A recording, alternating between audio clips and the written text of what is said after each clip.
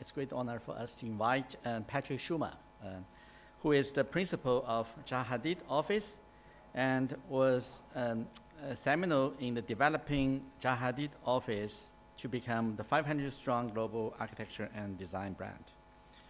He won the Royal Institute of British Architects Sterling Prize for Excellence and is an accommodation of Berlin Academy of Arts.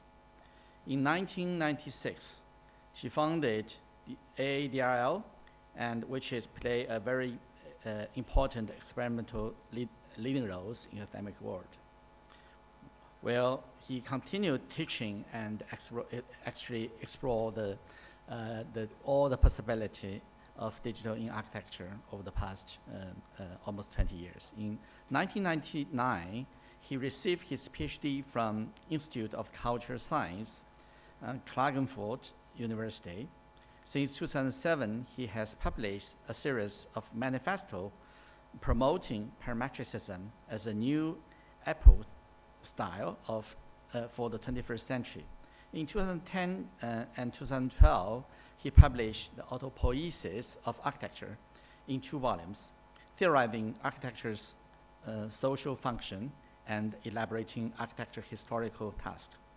His latest book, Tectonism, Architecture for the 21st Century, was released in 2023. He currently research focus on the metaverse as opportunity for architecture.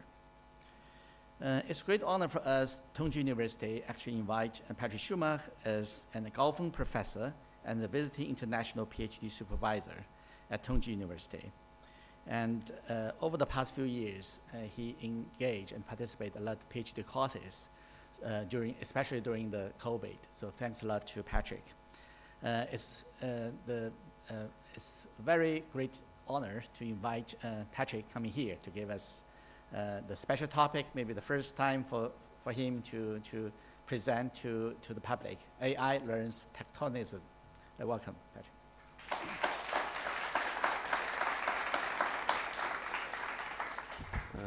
Thank you very much, dear Philip. It's nice to be back. I feel at home here. I've been here so many times at the Digital Futures. Amazing event. It keeps growing from strength to strength, and I must say that Tongji University is really at the forefront on many levels, but also with respect to embracing AI in education, which is highly controversial, and a lot of universities kind of refuse to participate, and I think it's a big mistake. And we have to be, I think, involve this and the students on all levels fully within these new capacities. And I can see here in all the workshops, there's an element of an AI, and it is sometimes really participating, not distracting from, rationalizing and operationalizing architecture rather than kind of going full on subjective. So I think that's very important to learn, and so I congratulate Tongji and also particular leadership of Philip Yuan for that. So I was mentioning, the metaverse was mentioned. This is not going to be involved in the metaverse, but the metaverse is a big topic for me. I gave 2 lectures already this week on the metaverse in London, and AI will also play a huge role there, because the amount of work, that avalanche of design work will come to us, to the discipline of architects, with respect to virtual spaces and virtual cities, is so large that without procedural design processes, in particular various forms of AI design, we won't be able to cope and deliver, and it will be an absolute natural. And by the way, this generation of architects will have their hands full and will surpass a series of older generations in the metaverse, because it's really a place with a lot of excitement. It's full on architecture. It takes on and competes with every space in the city, but also with every website. So both the whole of the internet and the whole of the urban environments are being competed with there, and it's great for you guys, and you need to learn about it, and you need to be fully AI tooled up to deliver. So I think that's as a little preface. I'm going to talk something which relates to the workshop here, which is we're saying tectonism via AI, or I'm saying AI learns tectonism, because at the moment these systems are wonderful. They haven't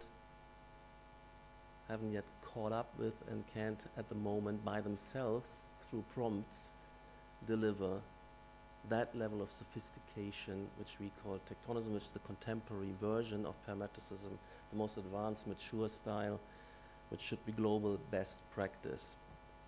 So AI is boosting parametricism 1.0 at the moment. So if you look, but it falls short on tectonism, which is part of what I have been calling parametricism 2.0 kind of publication, which was released in 2016. By the way, in terms of the concept of tectonism, the book just came out last year, but the first time I was talking about it publicly was actually in one of the Digital Future conferences around 8-9 years ago. I think it might have been, I don't know, 2015, 2016, whatever it was.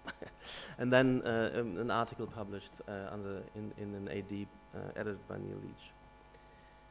Okay, so I just wanted to just rehearse how, a shock of surprise and exhilaration it was when DALL-E 2 came on and we were allowed as early adopters to play with it, and it was a totally new quality of AI, and I think it was surprising probably even the researchers, because what we're doing here, we have set up processes, training up massive models which remain opaque, black box, and they generate capacities which remain kind of semi-explained, if you like, and surprising, and with ever new feats.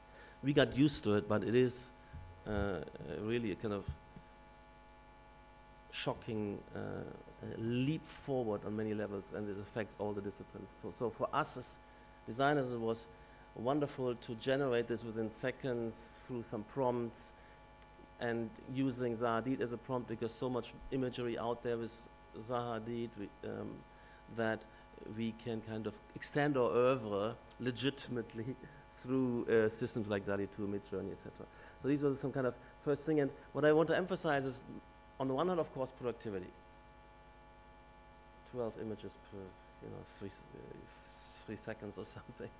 And these are sketches which hit home, which get massing light and shadow and perspective right, and look like buildings. There's some gravity and there's kind of verticality, horizontality in there. So these things are, but they're also quite original with their kind of compositional motifs, the way the geometry is delivered. It original yet coherent and following a set of aesthetic principles which we have kind of worked on and delivered under a heading of parametricism, or let's say within the oeuvre of Zaha Hadid architects, which is, I would sometimes compare it to the endless forms of nature, where there, within just one firm's oeuvre, there's more diversity of approach, of morphology, of, let's say, tectonic articulation, than in, let's say, the rest of the discipline or world architectural history, up to that moment of parametricism.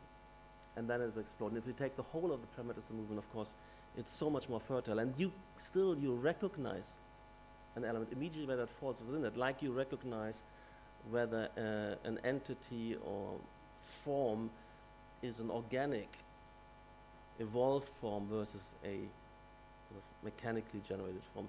So, and that is sometimes therefore confused. Recognizability is confused as kind of sense of sameness. Oh, I can recognize it's all the same. No, it's not the same. It's like the endless forms of nature. And I think that potential, and I was thinking through here, both exterior and interior, that inventiveness, these wonderful, within 2-3 exciting days, 150 new projects into the oeuvre, of course, as sketches, but they're so coherent that you can model them and you can guess what the backside would be. And of course, we immediately wanted more. We wanted to say, get a suite of images, front, back, top, and rear view, etc., to make a coherent set. But this kind of poise, balance, perspective, light and shadow is, DALL-E 1 had none of that going, right? So that's fascinating. And then playing with Midjourney and some of our themes like exoskeletons, and trying to do something on the inside, an atrium which works together with the exterior. They're not generated together, but you can obviously generate coherency. And we were playing. We started to use it, you know, in competitions, early sketches. We set up a whole kind of Discord channel in the office, using, for instance, Midjourney. But then we'll come to that later. We use also Leonardo systems like this. And since then, we have a whole research team. It's not so much of a topic, where we build up our own kind of stable diffusion system, and we train up a whole series of networks, these LoRa networks, and also specific general ZARD network. And every new project we start, we train up a specific network to generate particular versions of where we have both creativity but also predictability in terms of a coherent approach. And I think it's been just the beginning, but it's already showing the both creativity boost as well, and not only productivity boost. Productivity boost, of course, is insane, but there's also a serious creativity boost. Now, what I find fascinating, because I recently went to I'm doing these design awards and so on, and if you look, even the young architects in design, all they're sending their things in, parametricism doesn't feature. I mean, it's very strange. And in most schools of architecture, there have been this what we had started at the AA, you know, throughout the 90s and early 2000s for the kind of nearly 15, 20 years, and Columbia University and Harvard and many others inside. That all has kind of disappeared, dissolved, faded away for something else which took over. And that something else is retro styles or no styles, and even no proper architecture. So that's what happens in the field, in academia or any biennale, but also in the profession, including young architects. You get all these kind of minimalists and whatever, pseudo-modernist themes. But then if you look at this generation which is engaging with AI, and you just Google without any bias, architecture created, for instance, by Midjourney, or I tried it also with AI, you get this, and you can see that it is kind of 75% parametricism and not 0.75. And I think that's for me a big boost. And it's not like, oh, I'm scared, all these guys, they're kind of competing and imitating us. No, I love it. And of course, when you do these sketches, you're not going to be commissioned with opera houses in the next day, but I love it as a boosting, as a creative kind of ferment. And I think that means to me, one of the signals that parametricism, which has always been predicted, will be the epochal style of the 21st century. And we're going to see that very soon. And the similar experience is with metaverse. If you do metaverse architecture, it's also suddenly parametricism dominates. Parametricism, but not yet what the latest stage, Tectonism, and that's what we want to push. But so you have all these images, and you know, some of our own kind of things have been spinning in there. And well, there's even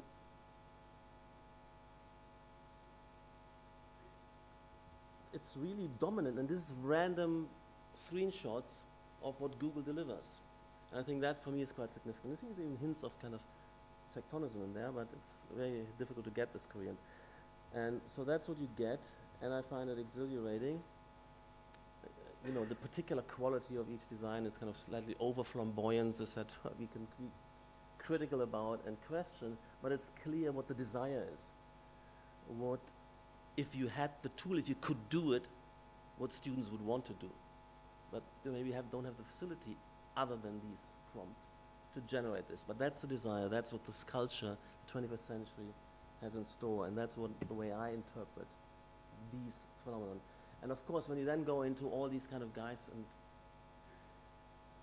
people who are offering tutorials, it's 100%, you know, parametricism output. So let's say we're seeing here the hegemony, which I've been hoping for and predicting, and it seemed to be tangibly close, for instance, around 2007, 2008, when I actually announced and named parametricism as the epochal style.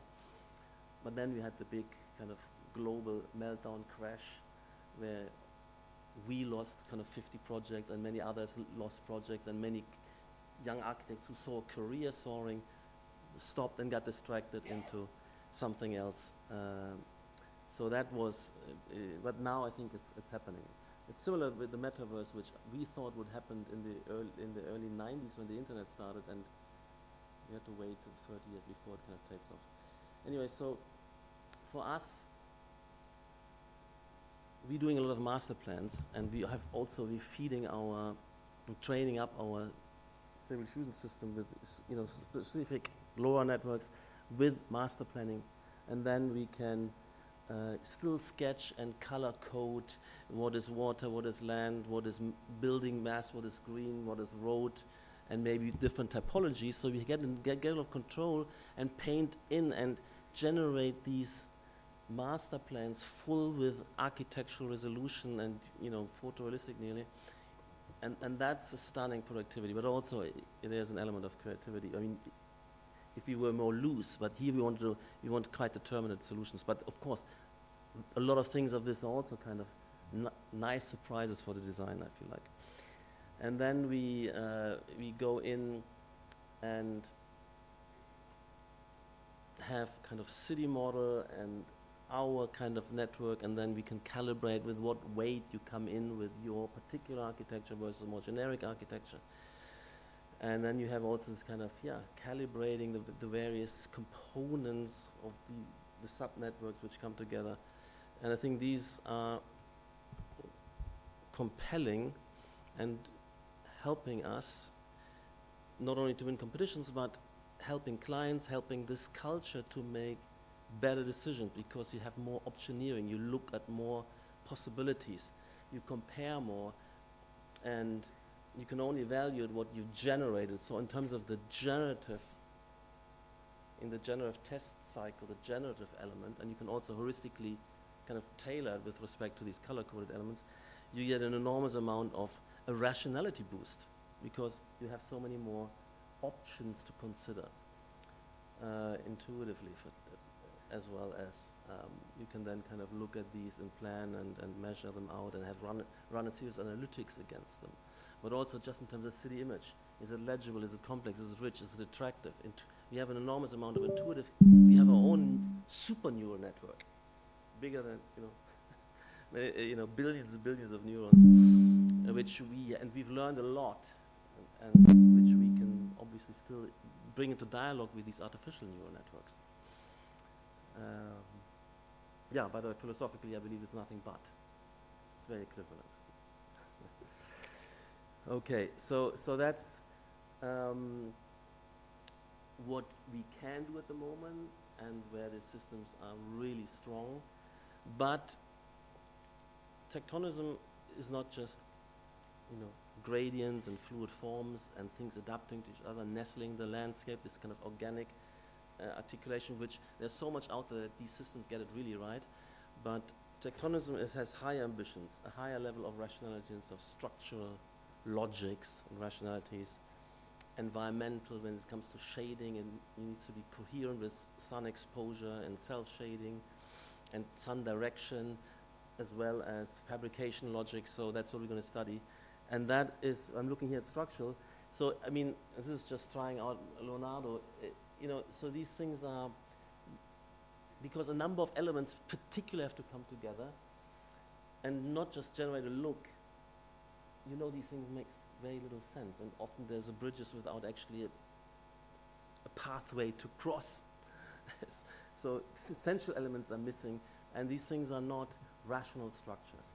Okay, and you can see it here again, the pathway is missing, or there's some kind of botched up structures, and there's a lot of noise and chaos in the detail if you would go into, and that's maybe good enough for you squint your eyes, look at it for 3 seconds and say you populate a scene, but it's not a design. It doesn't stand up a design, and we also try these. And it's interesting, when I tried some of these prompts, parametrisms, exoskeleton and so on, they become overly organic. It's quite funny. It's going to push way too far for our taste. And I nearly had to bring it back by using Richard Rogers and taking out organic and Zahadid to get something which is more. So I think these systems are kind of over flamboyant. They're hyper and super, or kind of caricature parametrism nearly. And particularly it comes out when you try to do skeletons and so on. And so there's interesting things, you get depth, and you can say that, but in the detail it's just unusable basically, right? Although I love some of these, so but you can't look too close. So that was the kind of probing, saying, look, you can't. If we are on that stage of tectonism, we actually can't use these AI systems at the moment.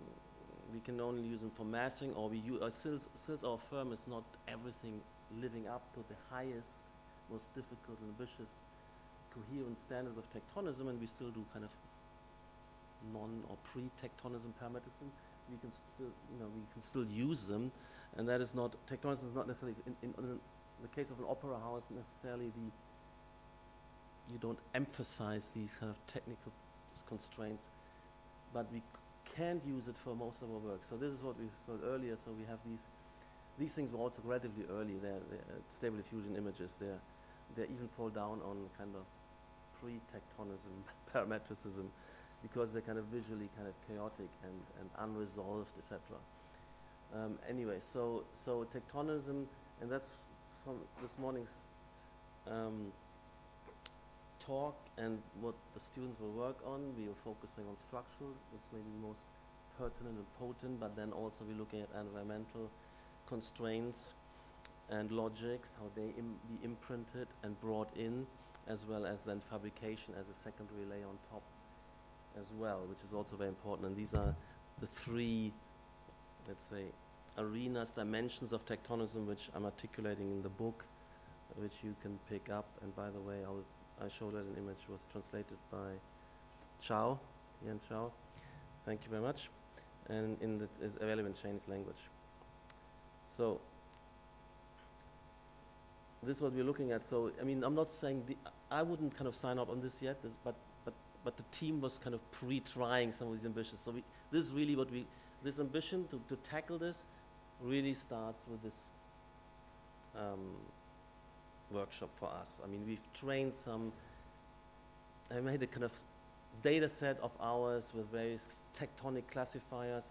So we build an image base with some kind of semantic kind of tagging of timber structure versus XYZ, but not systematically. So anyway, and I think this is quite convincing that these details come through in already when we've done this training. So proof of concept works. So we can teach the AI systems tectonism, and I think I wasn't sure if that's possible, because you need a lot of interesting examples, etc. Of course, you need to kind of pre-constrain it with a particular tectonic condition, perhaps. But if you have many of them and it's a question of time before this becomes available to us who want it, maybe not so much to the general public as yet, because these are proprietary LoRa networks which we hold in our firm. But of course, we gift them to you, so you can run with it and compete with us. You take them home and do it. So in the same as with these kind of forms, and then their particular, let's say, tectonic articulation comes through in terms of a detail articulation. And taking, examples from our oeuvre, obviously, and then making that happen. So this is somehow, for instance, it's not, I haven't fully vetted this, I haven't fully looked at this, but that's the way we're tagging our archive with respect to design, topology, and tectonics as well. So we have that category, so then we can go back in and prompting certain tectonic categories. So I think that's very important, what we're building up at the moment as a capacity. So that's just the background, but I think the core is, if you want to teach AI tectonism, you have to teach it to yourself, it's an emergent condition. It's not something I invented. I'm just putting names on something which has, again, took years and years more, 15 years at least, to evolve and mature. And so many authors which have been coming to these conferences are part of this, like, of course, Philipp Yuan, Philipp Block, Achim Menges, and many others. Mark Burry was mentioned, etc. That's all kind of tectonism. And similar to parametricism, which took many, many years. And when I announced parametricism, or labeled it and try to canonize it and use that kind of label as an accelerator, that was at least 15 years in from the event. And when I start to talk about Tectonism in 2015, 16, it was already at least 10 years in, and now with the book it's over 15 years in. So these labels, parametrism, Tectonism, they are not subjective in any way. They're not arbitrary. They're not my invention or anybody's invention. They are coming out of, really organically coming out of the condition of our civilization and the collective search of engaging with new levels of complexity, of maintaining legibility in the face of complexity, having new categories like gradients, or also algorithmic design populating a whole kind of landscape surface with buildings in terms of parametric urbanism. These kind of, and certain tools like these dependency networks you find in Grasshopper or early on in generative components, where you populate an element which iterates and is correlated off or scripted off a base surface, and different systems layered, scripted of each other. These are very kind of very, very general and potent concepts which got a universal buy-in in the standard generation. And similarly, here even more clearer, when you have Tectonism, you have basically all the engineering sophistication, all the kind of new structural engineering which is computationally empowered and therefore more sophisticated, more optimizing than the old structural engineering, which was kind of limited by what you could comprehend and calculate. You had to kind of continuously reduce efficiency to make calculable and otherwise too complex systems. So all these things flow in, and therefore Tectonism is basically everything which works at the height of this civilization with respect to, on the one hand, the task domain, where you have obviously complex sites in complex urban conditions, complex interiors with different conditions, not so much symmetry, but then having these engineering optimization wrapped on top and fusing with these complexities into some kind of optimized and multi-objective optimized whole. And anything who's working with these processes will belong to this paradigm, and there's basically the only thing which is outside of this paradigm is people who work in a backward way, in an old-fashioned, out-of-date way. So all the other styles are basically retro styles, and they become therefore subjective and arbitrary if you still choose to work with them. Whereas working within Tectonism is nearly a necessity in terms of being global, participating in global best practice. So that's how I want to characterize it. And it's a very open book. It's not some kind of predilection, oh, this belongs, I define this now as belonging into it. No, everybody working with these kind of tools and to the fullest, and you can see that no other style can properly integrate into their architecture these optimization tools, because they're looking at, if you do a beam, you have to make, express the moment line. And then you connect it also organically with vertical elements. You have shell structures, tensile structures, and different types of shell. And you have this possibility, like, for instance, Rhinovolt shows over irregular support points, or you have topology optimization, which are kind of, let's say, necessary scientific processes, and they become particularly Tectonism if you do them over, which is very typical if you don't have full symmetry in the setup, because there's something going through on the ground floor which requires you to shift a column, away from an underground line, or if you have towers and a bridge hits asymmetrically, and these things kind of radiate through, but even a symmetrical condition would be part of Tectonism because it's differentiated. Traditionally, the skeleton is just iterated up, and it looks the same. You could turn it upside down, and you see by that very mean, the composition could be turned upside down. Shows how irrational it is. So that's what I'm saying. It's just basically I still call it a style because it's a paradigm. It comes with set of principles we can recognize and also we can work with and adhere to. Anyway, so I just want to make that very clear. This is not something which I impose or which has this kind of will to power. It will happen, must happen, and as rational critique, as well as, of course, the capacity to deliver. It's very difficult to work like this. You have to know a lot, of tools. It's an infinite project, integrating more and more concerns, parameters, resonances within the environment, more substance kind of tightly correlated. So it's an infinite project in this sense, and it's not easy. It's a huge learning curve, and since no School of Architecture at the moment is teaching this, we're going to be in this condition that a lot of people simply can't participate because they're not living up to the standards of their civilization. And that has to be said. So they're irredeemably backward and bankrupt, and the discipline is fragmented, and it's interesting that this group, which started Paramecism in the early 90s, en bloc, moved through exploring this on all scales, all program domains, start to address, constructability issues, fabrication, robotic fabrication. You need this, of course, as well to make it cost effective. So the whole group moved through this. At a certain point, it wasn't this kind of the hottest thing, so there's no new generations feeding in. But the people, somebody like Philip and Achim, and we've been around for 30 years. I mean, ADL was founded nearly 30 years ago. And we kept going, and we all naturally evolved from this kind of Parametricism 1.0 into Tectonism, I would say. That's really, and then you can see that how compelling it is. And everybody who had the capacity and was on a trajectory is moving these directions. There is a logic and necessity of it. It simply isn't an arbitrary choice where you say, I like it, I want to do it. Well, you should learn to love it, of course. And that's the other thing, that it has kind of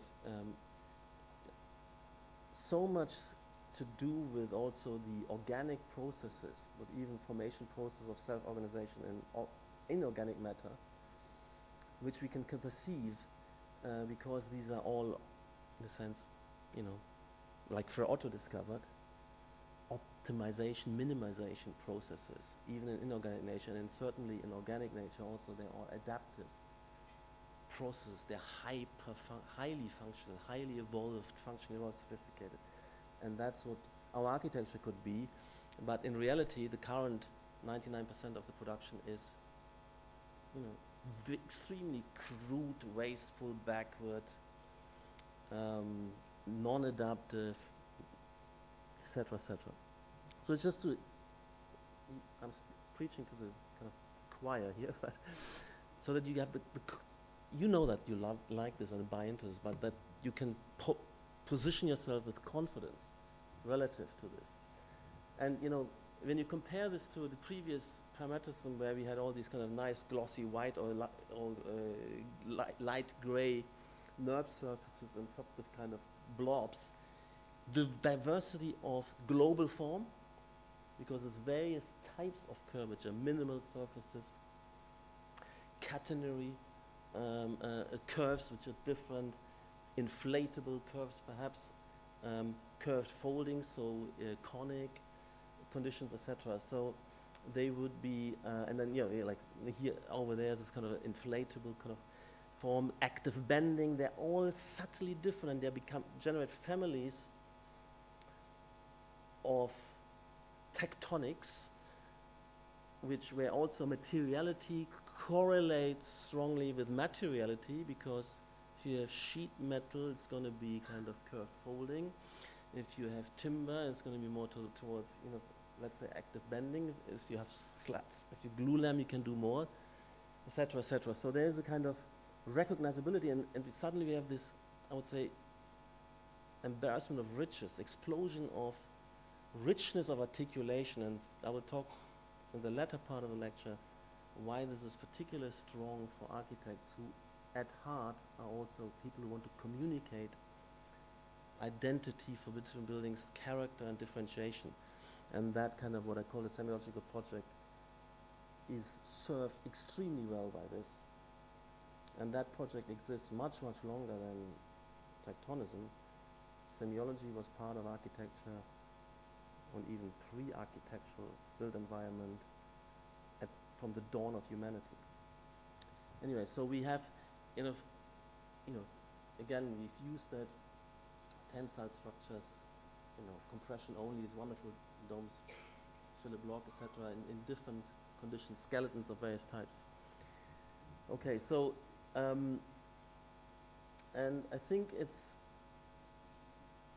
a coherent lineage, and this is of course only my books. They started, the whole parametricism movement started another 10 years earlier, about 93, 94, where I was witnessing it when we were teaching at Columbia University and the next year in Harvard, where everybody within that year who had been doing all sorts of things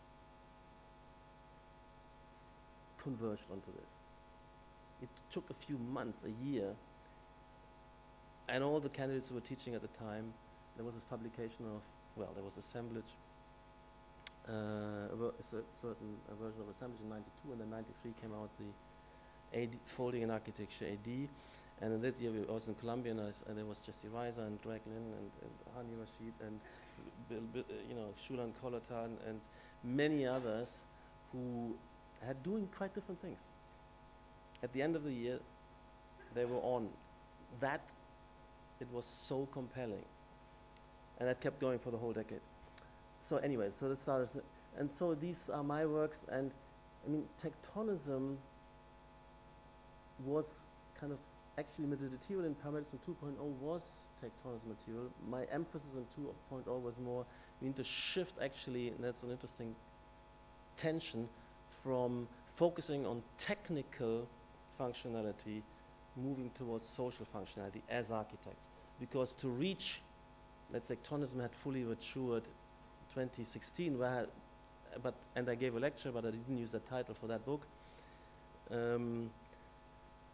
Because all these schools of architecture investing in fabrication, they became proto-engineers, learning about structure, learning about materiality, material logics, and literally building robots, building fabrication machine and effectors. So we have not only, the architects have to become proto-engineers, they have to become kind of contractors to some extent.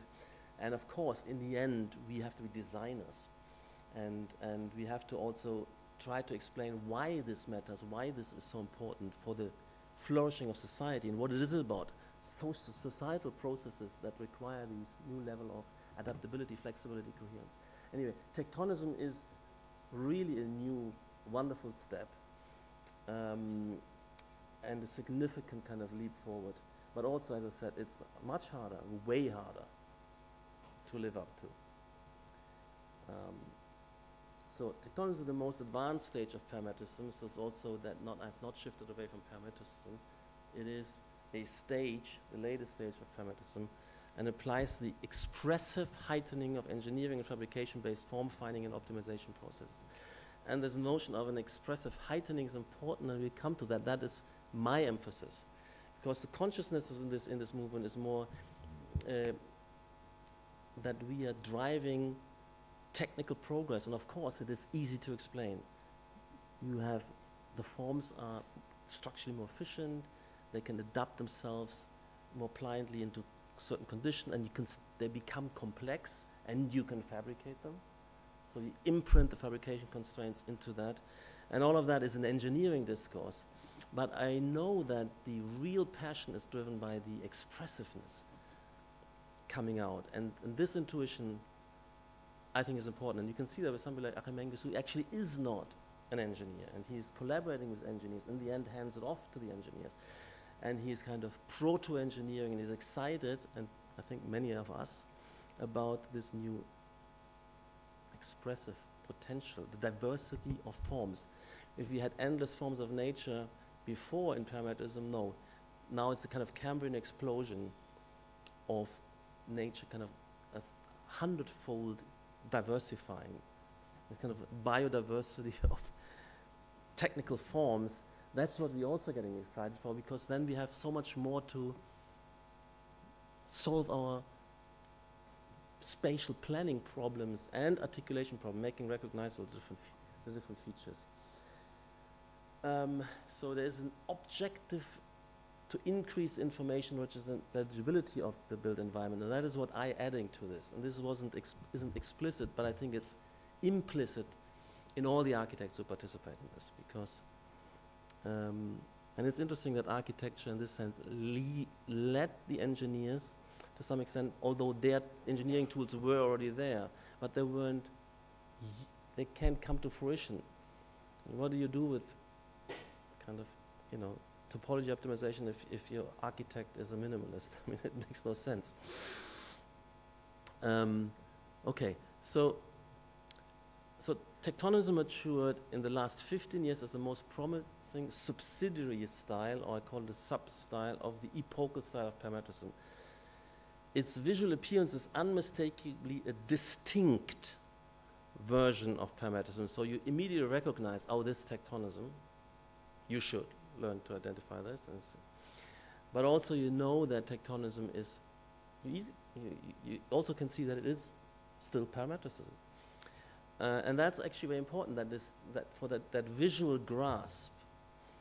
And we have very, very heightened perceptual capacities, Gestalt psychology. We can kind of see gestalts and see character. That's very important. Delivering a massive increase in architecture's expressive versatility and potency. And expressiveness is not something, oh, I like it. We have to express not only order and organize spatially social processes, but we have to express them so that they become identifiable, because if they're not expressed, if you can't see them in the chaos of the city, then you actually can't participate. So this expressiveness, that communication of itself, is announcing of itself of a certain offering in the urban environment, is part of the functioning of that offering, because if you don't find it, you can't use it. Right? So it's became a useless contribution. So this expressiveness, this visual communication, is a key component of the functionality of the built environment, because if it doesn't make itself transparent, you kind of can't use this, in particular, this particularly complex environment. If it is menacing, if you keep running down false avenues, you don't find your destination, you don't find back to where you came from, etc., etc. All the kind of intricate ordering and organization, putting things in certain places and making certain connections, if you don't find them, they're not going to be helpful. So, I mean, also to put this on record, so the scope of both parameters and Tectonism encompasses the whole of the built environment and the world of artifacts. So I'm talking about, urbanism and architecture, but also interior design, of course, but also all the other design disciplines. So it is relevant, of course, with furniture design, with product design, but also with graphic design, communication design, mobile phone interface design. And a lot of this falls down, by the way. So mobile phone interfaces are illegible. Can you ever find an app on your phone? And I run down and up and down, and you can't see it. Then you end up typing, where's my Alipay? I saw it, but because it is still collage city, it's still postmodern kind of graphics, so it's dysfunctional. So it would also benefit. So even here we need kind of parametrism, let's say. Okay, so the universal scope, basically as design discipline, and also fashion design, by the way, is very important. And fashion design is hugely important, that you can express yourself. Who do you belong to, in what mood am I now, and how to combine signals, and what degree of originality I project, and so on. And even if you seem to be understated, that's the point of what you wanted to express. Right? So fashion is incredibly important as well. And by the way, all of that ends up in the metaverse as well. All these skins and your wardrobe you have to develop in the metaverse equally. So that's basically everything you ever encounter, touch and feel is our scope, what we designed. This room was designed, this podium was designed, this laptop was designed by a colleague, this font was designed, we designed also our own font, the kind of graphic design of breaking, everything, this shirt, the spaces, the streets, everything you touch, even the landscape, you're going to. So there's nothing in the whole phenomenal world which isn't been the responsibility of a colleague. And what should he have considered? He should have see all this phenomenon as an interface of communication so that we can communicate and find each other and do the productive things we're doing. And all that built environment and phonology that's its true and real and important function from respect to the architect's perspective, right? And that is, I think, very important to grasp. And everything, therefore, which is being designed in theory should be influenced, could be influenced by the discourse, by what's been thrown on the zine last week, already influences everything which is designed on the planet, right? And you can come in and there's an enormous, multiplier. And that, I think, is very important. So architecture and design disciplines, from urban design and landscape design to interior, product, fashion, graphic, web design, interface design, hold exclusive sway over the perceptual world, conceived as a user experience, that is all product decision with regard to the perceptual and interactual aspects of this man-made world. And this is everything which designers do, not what is under the hood. It's only that last visual millimeter. What's under the hood is engineering business, ultimately. But of course, we need to collaborate, and the engineering also expresses itself, and that's what we care about. And what is wonderful is that the world of engineering logics gives us a free kind of coherent language to use for expressive purposes. So it's not a good idea to hide that and then invent kind of graphic on top. This itself is so coherent that you can align it with all sorts of differentiations, and that's very important. So exclusive sway over the perceptual world conceived as user experience. That is all product decisions with regard to perceptual and interactual aspects of this man-made world, only accepting the residual vernacular environments at the margins of world society, are channeled through the needle's eye of our global design discourse. Such a book could change the world. I mean, it should be, or, and the modernists did it. Le Corbusier, Mies van der Rohe, Gropius met in one office. They founded the Bauhaus. They published some manifesto buildings. And, 30 years later, the whole planet, all the way from Brasilia to Chandigarh, India, to Manhattan, London, Berlin, whole of Africa was transformed in the image of. And now, they didn't have this internet and the zine, so they had kind of printed magazines and books and exhibitions like the MoMA show on international sites, so it took longer. So that's what we should be looking for as a field and discipline. We need to overcome this kind of fragmentation and lack of impact. We haven't done that for our era and epoch. If you look around, you have garbage spill, urbanization everywhere, visual chaos with no character, no blandness. Everything which we see could have been designed 50 years ago, probably. And in the agglomeration, we are totally agnostic and have no impact on it. So we are totally bankrupt and failing to that extent as a discipline, impacting the global phenomenal world, which we should be impacting. Okay. So we have this discourse which is fragmented, and that's a tragedy. We need to find that desire to converge, to discover best practice. I think this group, which operates under the label of Tectonism, has found that, but instead of debating with us or juxtaposing other architects, juxtaposing and critically exposing their solution relative to our solutions, let's say, and capacities, they just keep going and doing what they're doing. Oh, I'm doing my thing, you're doing your things. But that's not a discipline. That's not, that's not a discourse. And also to keep doing what you've done 60 years ago, who needs an academy? Who needs an academic discipline and journals and any of that? We don't. Basically, to a large extent, architecture is still a craft where you do what you kind of always have done to some extent. And it's been recently, there was of course this big reform of modernism which impacted everywhere, but still. And you just kind of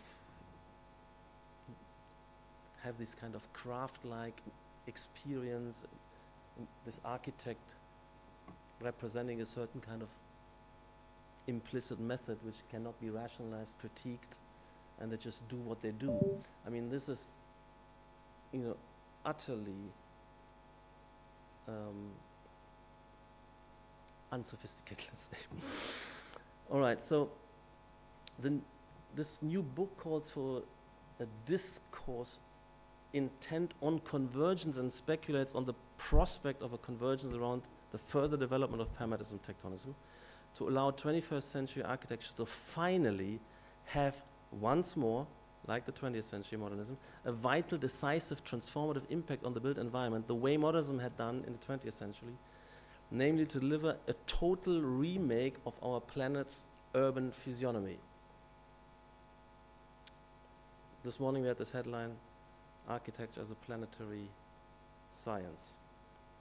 I think that's a slogan I can also interpret, if I interpret it in this way, subscribe to. And this continues, this recently new project we won in Shaoxing. It's a kind of cultural complex. But also it could be simple things. It is not always expensive. These are, simple refugee camp tensile schools which have a lot of charm and fast and quick build. The anticlastic surface is stiff. You get light, you get additional shading, and you get lovely, bright classrooms where they're now, instead living in these kind of corrugated metal tubes. Okay, so I need to say something about the concept of style, because I still talk about styles rather than just, let's say, I could have talked about paradigms, the Tectonism paradigm, which affiliates it very strongly with, in the sciences you talk about paradigms, right? So in biology you have the kind of the Darwinian evolutionary paradigm since, the second half of the 19th century, which suffuses everything in biology. And so it's good to sometimes think when Schumacher is talking about styles, the category works like the category of paradigm, and category of paradigm has nothing superficial about it, right? Has nothing flippant. But why style? Because there are two things. First of all, the concept of style is our sui generis category, which was in the discipline for quite a long time. I would say about 250 years, nearly 200 years. And it played a very, very important role when art historians and architecture historians started to classify different periods. And of course, these periods, if you look at something like, and also different cultures and regions, vernaculars, let's say, which also were heightened sometimes into kind of canonized artistic projects, they're very distinctive, but they're not kind of superficial, oh, people wanted things to look like this. They were very kind of deeply rooted in a civilization, in a technology, in a materiality, in a climate that delivered these styles. And then later on in, let's say in Europe, you had, you have something like the Gothic. These are not arbitrary inventions, nothing superficially. So if I tell you the sequence of, well, the Romanesque is more of a kind of vernacular, I'd say the Gothic into Renaissance, into Mannerism, into Baroque, into Rococo, Neoclassicism, and then you have a series of let's say this whole historicisms, eclecticism, Art Nouveau into modernism. These are very profound phenomena which align with socioeconomic epochs and characters of civilization. So we should not think of this as anything superficial. And the same thing now. If parametricism fits to a totally new civilization, which is basically a civilization grounded and refounded on computation. It's the computational civilization as well as the telecommunication civilization, which is fundamentally different from the mechanical civilization, let's say, of the early 20th century. the second half of 20th century. So these are epochal breaks. This is as important like the Industrial Revolution to begin with, which leads in the end to modernism, for instance. These are very, very deep, transformative underpinnings, and the category, the big epochal style track those. But also, I would say on another level, you can't avoid working in some kind of style. So there can be no rational design process without an unexplicit style, because the style, on the one hand, it relates to an epoch, but it is your repertoire, the way you approach a problem, the tools you have. How do you draw at all? Are you drawing plans and sections? Are you using ruler and compass?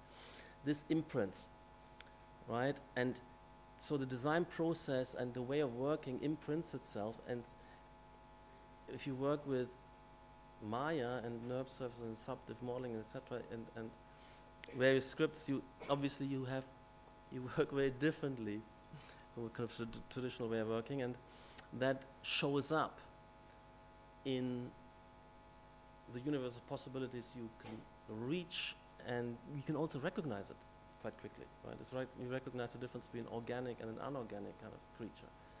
So, and you can't avoid it, and you can't, it's kind of, it's a constraint, right? And you can't kind of quickly switch over. Oh, now I decide, I work in Maya. Well, you have to learn it. It takes 5 years. Or when you're in Maya, you can't can you still, draw with compass and ruler or pencil shading, etc. So you cannot switch within one project in different parts and different styles. Nobody works like that. So everybody works, and in this sense, you could also have some sort of personal style in some, because it's your constraint. So you have to you also believe in your repertoire and in your process, so that you apply it and reapply it, right? So that's what I mean. And so styles, and again, there's been a lot of people criticize have nothing to do with styles. I can't be categorized. It's a lot of architects they don't able to categorize themselves. They find it self-limiting, but of course they are constrained and constricted. They just don't want to admit it, and they refuse to be, categorized. And that, I think, is just a kind of weakness and a position of, pretense and of so-called independence, but nobody is really independent. It's just a refusal to enter discourse and to reflect one's own limitations. But the style in the culture was very important. International style, the first, the modernism was initially actually emerged out of Art Nouveau, Expressionism, and then it had various conditions. It was, the functionalist versus the rationalist, and then it was synthesized international style. 50s came up, and it started actually in the 40s, white modernism into using raw concrete and larger spaces, working differently, expressive structure, brutalism. Then the big break into postmodernism. Anyway, postmodernism, deconstructivism, etc., etc. So these categories are incredibly helpful, and if you refuse them, you're basically making your whole historical self-reflection blind. You cut off your arms, or your tools, of intellectual tools. So I have to make this quite clear, because you might not be aware of this. There's so much resistance to this concept of style that I had to kind of defend it a little bit. And so I have a whole kind of theory of styles. And the thing is that you have epochal styles. They're really big paradigm shifts where the civilization is transformed, right? That's when modernism finally relates to and picks up that industrial civilization, which had been growing for 100 years throughout the 19th century, but architecture has refused to acknowledge. They kept going, in kind of neo-Renaissance and neo-Baroque, while underneath was already steel girders and reinforced concrete, etc. And they were just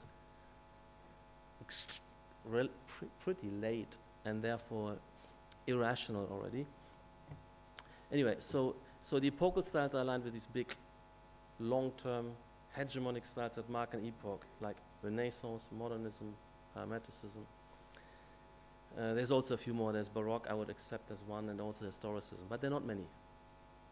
They usually run for 200 years or maybe 100 years or something. And of course, history accelerates, so they're getting a little shorter as we go along.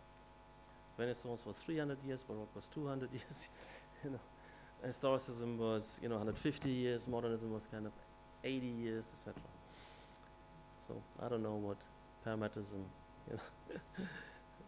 let's say, And then so, but you have transitional styles. So when you have these big epochs, and one epoch comes to an end, you don't know what's next. You only know that what you've been doing is no longer adequate.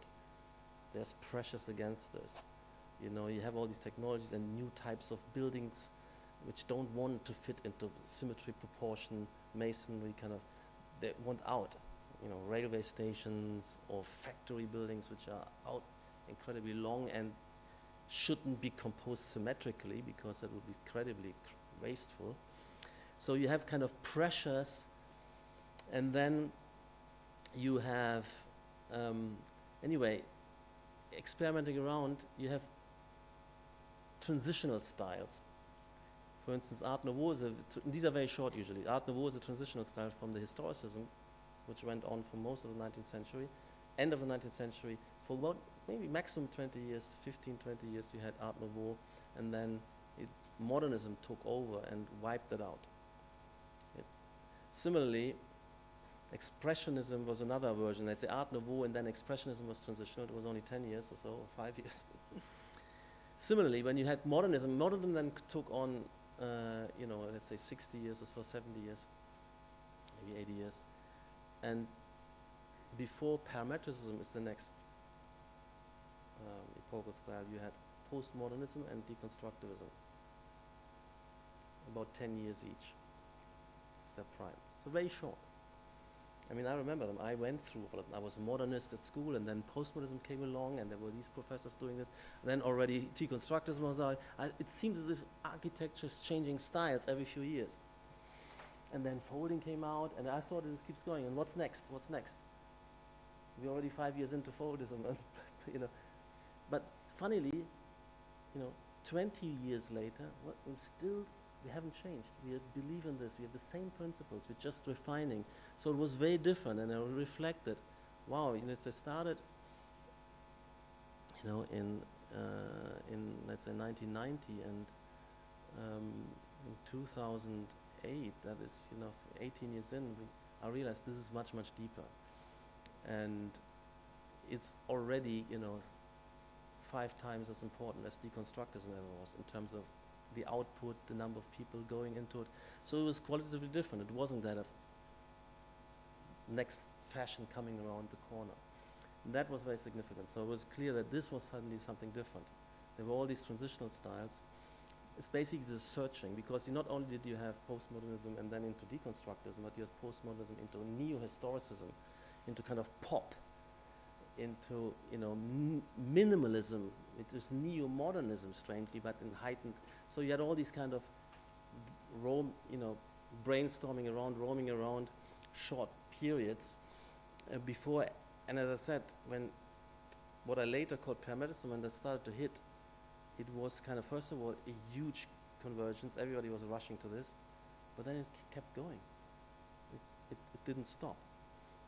Anyway, so, and then you have within each larger epochal style, you have subsidiary styles, like you, for instance, modernism. You started with the white modernism, with white functionalism, all plastered, kind of, started a small project into, for instance, brutalism, which is 100% within the principles of modernism. I can't prove that here. I could lay it out for you, as well as, for instance, then metabolism or high tech is fully within modernism, but it's quite distinct. So high tech, you can immediately see it's quite different from brutalism. But, like something like the Centre Pompidou or some of the early Rogers and Foster's works, but it's also clear it's modernism, there's no doubt. So that's interesting. And so you can have development and transformation and change and even a parallel in in an epochal style like modernism, but also, and that's the important point I realized, you should also expect it within parametricism. And there were. Anyway, so this is so important that we have this kind of big alignments. First of all, one thing which is that architecture as such is distinguished from what I call tradition-bound building. Tradition-bound building is crafts, vernacular, where you do what has always been done. And there is no authors and no discourse. And not even a complete design. You just build. Right? So this is not even architecture, but they still have this kind of coherency of a civilization, you know, kind of the medieval vernacular is a certain type, and in Chinese is a different type, and so on. The Gothic is an interesting one. It is transition. It becomes quite sophisticated, and it's not a vernacular. It's also expressed only in the very, very few, very, very important buildings, which also take 100 years to build, the big cathedrals. But there is no architect. There is no written discourse, and there is not even a complete design. So none of these cathedrals was fully designed. In the Renaissance, that's where architecture starts, and it's also part of an epochal shift. When you move from the feudalism and the rising cities into the early capitalist city-states of northern Italy, where the Renaissance starts, it's a dramatically different form of society, with more degrees of freedom, but also you had the literacy and literary figures like Alberti becoming architects and writing treatises as their design, because what they're designing is not tradition-bound, just doing what we've always done. They're doing something quite dramatically different. They're highly conscious of an innovation and of rationally fitting the form of the city. You remember the ideal city was you're inventing whole cities, inventing new building types. You're conscious of the innovation, and you explain why you're doing it differently. That's why you need theory. You need to make an argument, because if you do what has always been done, you just fulfill the expectation. You don't have to discuss it. If you do something dramatically fresh and different, people want to know, what are you doing? Why are we doing this? Why should we buy into this? And the other thing is, when you do something different, you have to show what you're going to do.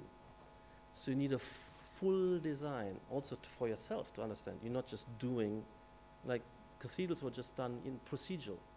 Lay out these geometries and build on top. You don't need drawings, right? They're just a kind of algorithm, and you can find it in Mario Capo's work. But if you a totally new Renaissance kind of building palace, like if in Palladio, certain kind of villas in the countryside, which have a certain structure, new proportional system, everything new and different, you need to write about it. And so they wrote books about it, but they have complete designs. And what's very important, so they design completely, plans, elevation, sections, rendered and washed, but they also do perspective. That's critical. They kind of simulate what you're going to look at, so that everybody understands what are you going to generate here. How is that city plaza and this building going to look like from outside and inside? So the invention of perspective was critical and that's what I call architecture emerges, because you have a author architect, and there's always one author. This is Alberti, this is Serlio, this is Palladio, this is on and on and on. And before, we don't know anybody. And we are in that lineage. We all can identify. I certainly can. If you go to pick up Alberti's 10 books on architecture or Palladio, he's an architect, in the fullest sense already. And we have no connection and clue there's no address, no person we can imagine imagine a kind of Romanesque or Gothic cathedral. It was also managed by the political branch, etc., and they were building troops, and it just happened according to some kind of procedural algorithm, as you like, which evolved over hundreds of years. So that's why I say architecture starts, and this one of architecture requires an author who takes responsibility for the innovation. It always requires innovation, And that's why I make the history of architecture, because it's just copying and doing things that happened then. You know, once somebody said something this, and some builder comes along and copies over. That's not architecture. And you have theory, you explain, you have full design, perspective, authorship, and theory of architecture. So there is no architecture without some kind of theoretical explanation. Doesn't mean that every building of architecture has one, but every architect now, every professionally designed, went to architecture school, went to academy, they all read their Le Corbusier, they all have the references, and they all now should have read Tectonisms to explain what they're doing, to rationalize. So otherwise it isn't architecture, otherwise it's just a kind of craft. And that's, I think, is very important to know. And then you have this kind of sequence, the Renaissance, the Baroque, and they all have that, they all have architects. You know, a Bernini, a Borromini, a Michelangelo, a Raphael. It's interesting that a lot of them were also painters, because they were also drawing and perspectively rendering. And the paintings were actually, and sculptures were part of the functioning of the building, to give, you know, gravitas, and to explain that this is a kind of palace, and to paint the historic scene and the king and the crowning and so on. All of that is like graphic design. It's not art in the contemporary sense. Anyway, so Baroque is aligned to a new epoch, so-called mercantilism and absolutism. Mercantilism is a certain socioeconomic principle, different from early capitalism, and absolutism. So basically, the classical example is France of Louis XIV, Versailles. That's Baroque, that's absolutism, that's mercantilism, or the papal Rome as a kind of quasi-empire. So these are totally different scale of political entities. And unified French kind of kingdom, empire, or kind of the Vatican's kind of rule over half of Europe. They're building huge structures of a new level of complexity where you need the Baroque, because you have so many parts of the building, so you need asymmetry in the point and global symmetry. You need colossal orders for distance viewing. You need deep reliefs, light and shadow, so you see these things from 3 miles on, etc., etc. And you need something much more unified, whereas in the Renaissance you have small buildings, and they're kind of additive and not integral. So the Baroque features the Renaissance. With the Renaissance, you couldn't build Versailles. It would fall apart. With the Baroque, with the Renaissance, you couldn't have generated St. Peter, the whole complex, with the side wings and plaza, and a building which is, you know, incredibly rich and monumental and layered. So the Baroque becomes, see, when the Baroque becomes a necessity to express a new stage of civilization, okay? And you then have the city, the new level of city founding, with imperial, you know, like Karlsruhe or something, Baroque city planning, which requires Baroque architecture and Baroque axes, and you have the Versailles Garden, these kind of pattern symmetries, to generate a unified whole, and you have these fantastic perspectives that go to the horizon. Anyway, so just a glimpse that you can give a explanation which makes these different styles, explains, and modernism is clear. I mean, I'm jumping over I can give you also, I have the explanation of neoclassicism or historicism. Modernism is clear: industrial revolution, the mass society, the social revolutions, the masses becoming the client of architecture. Everything for the first time becomes architecture, because before it was only important, significant buildings, churches, palaces, in the Baroque and Renaissance, and city layout. In the historicism and neoclassicism, it was a few other public buildings like museums, universities, courthouses, but the bulk of accommodation was vernacular, still wasn't architecture. And under modernism, everything is architecture. Houses, housing for the masses, for the poor, industrial plants, infrastructure, railways, literally, as well as every, of course, interior furniture product, everything was designed because before you had all these vernacular handicraft. In modernism, you have mass production, you have an industrial designer designing something which is reproduced a million times, so it totally squeezes out all this vernacular, so everything is designed. That's for the first time in modernism. So that kind of universal competency, and also this ambition around the globe, everything is, you know.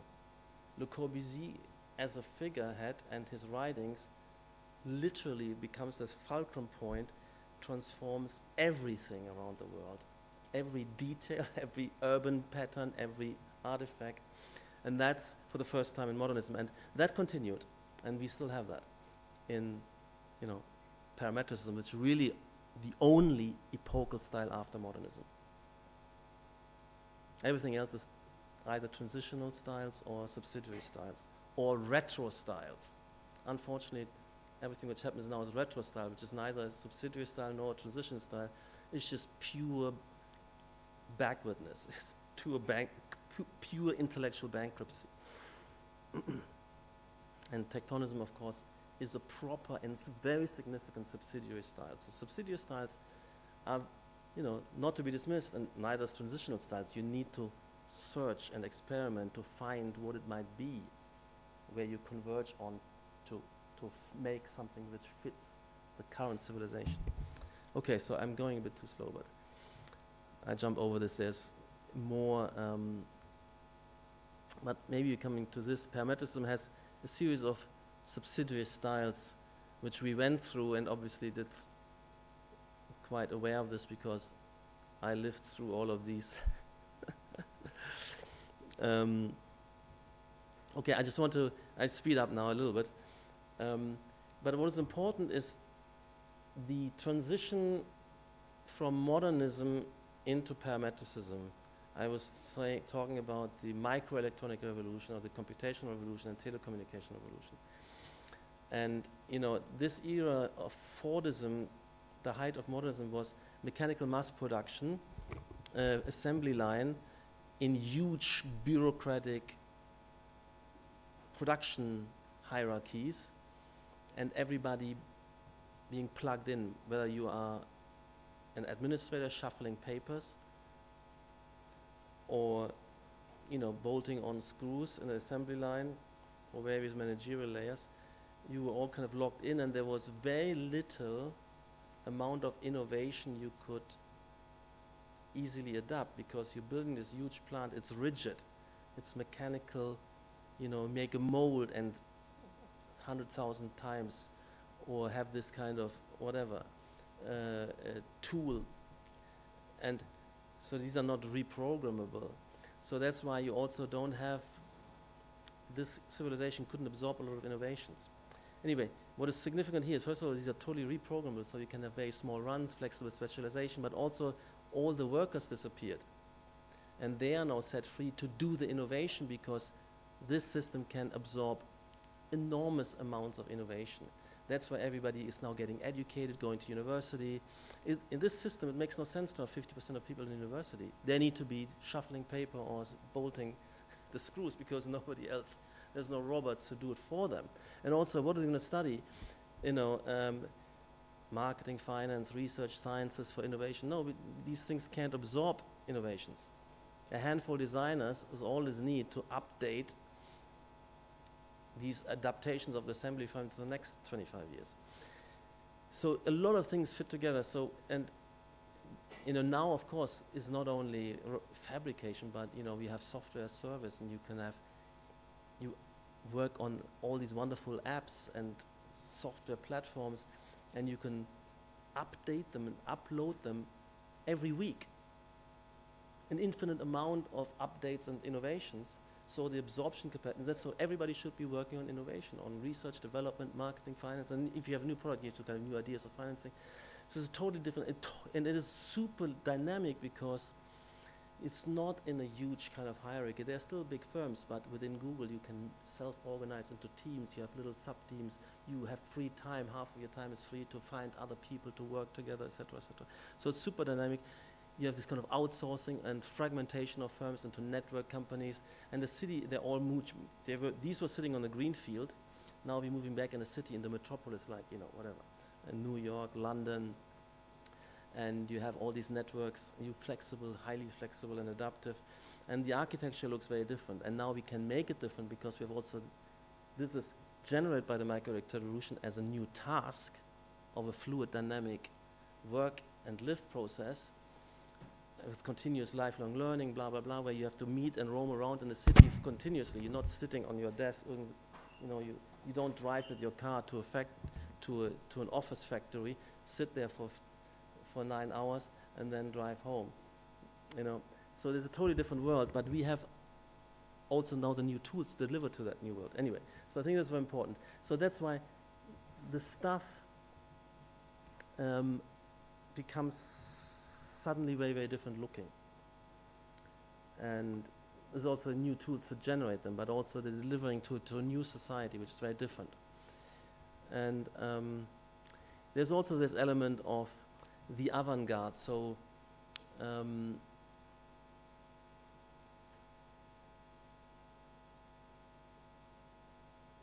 there are these kind of settled styles, and then there's a forefront, and that's what academia's aligned to, where you continuously do, not the rollout thing, you do the new stuff, but you want it to be rolled out later. So there's a kind of division of labor between, we are a very established, mature firm, but we're going to all these schools to get ideas, to let the students work. We have our own research teams.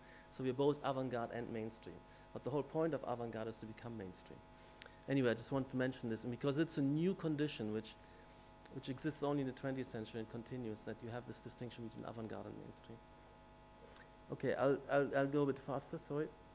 But what is important here is that you have these kind of formal rules within the epochal style, but they also connect to certain functional ways, the way these buildings are meant to function, the way you understand functioning, right? So that we have no fixed stereotypes, no social homogenization, not everybody having the same kind of life, the same kind of car, washing machine, watching the same TV channel, same packaged holidays, same industrial food, same kind of little house in the row, which was modernism. And you have very, very different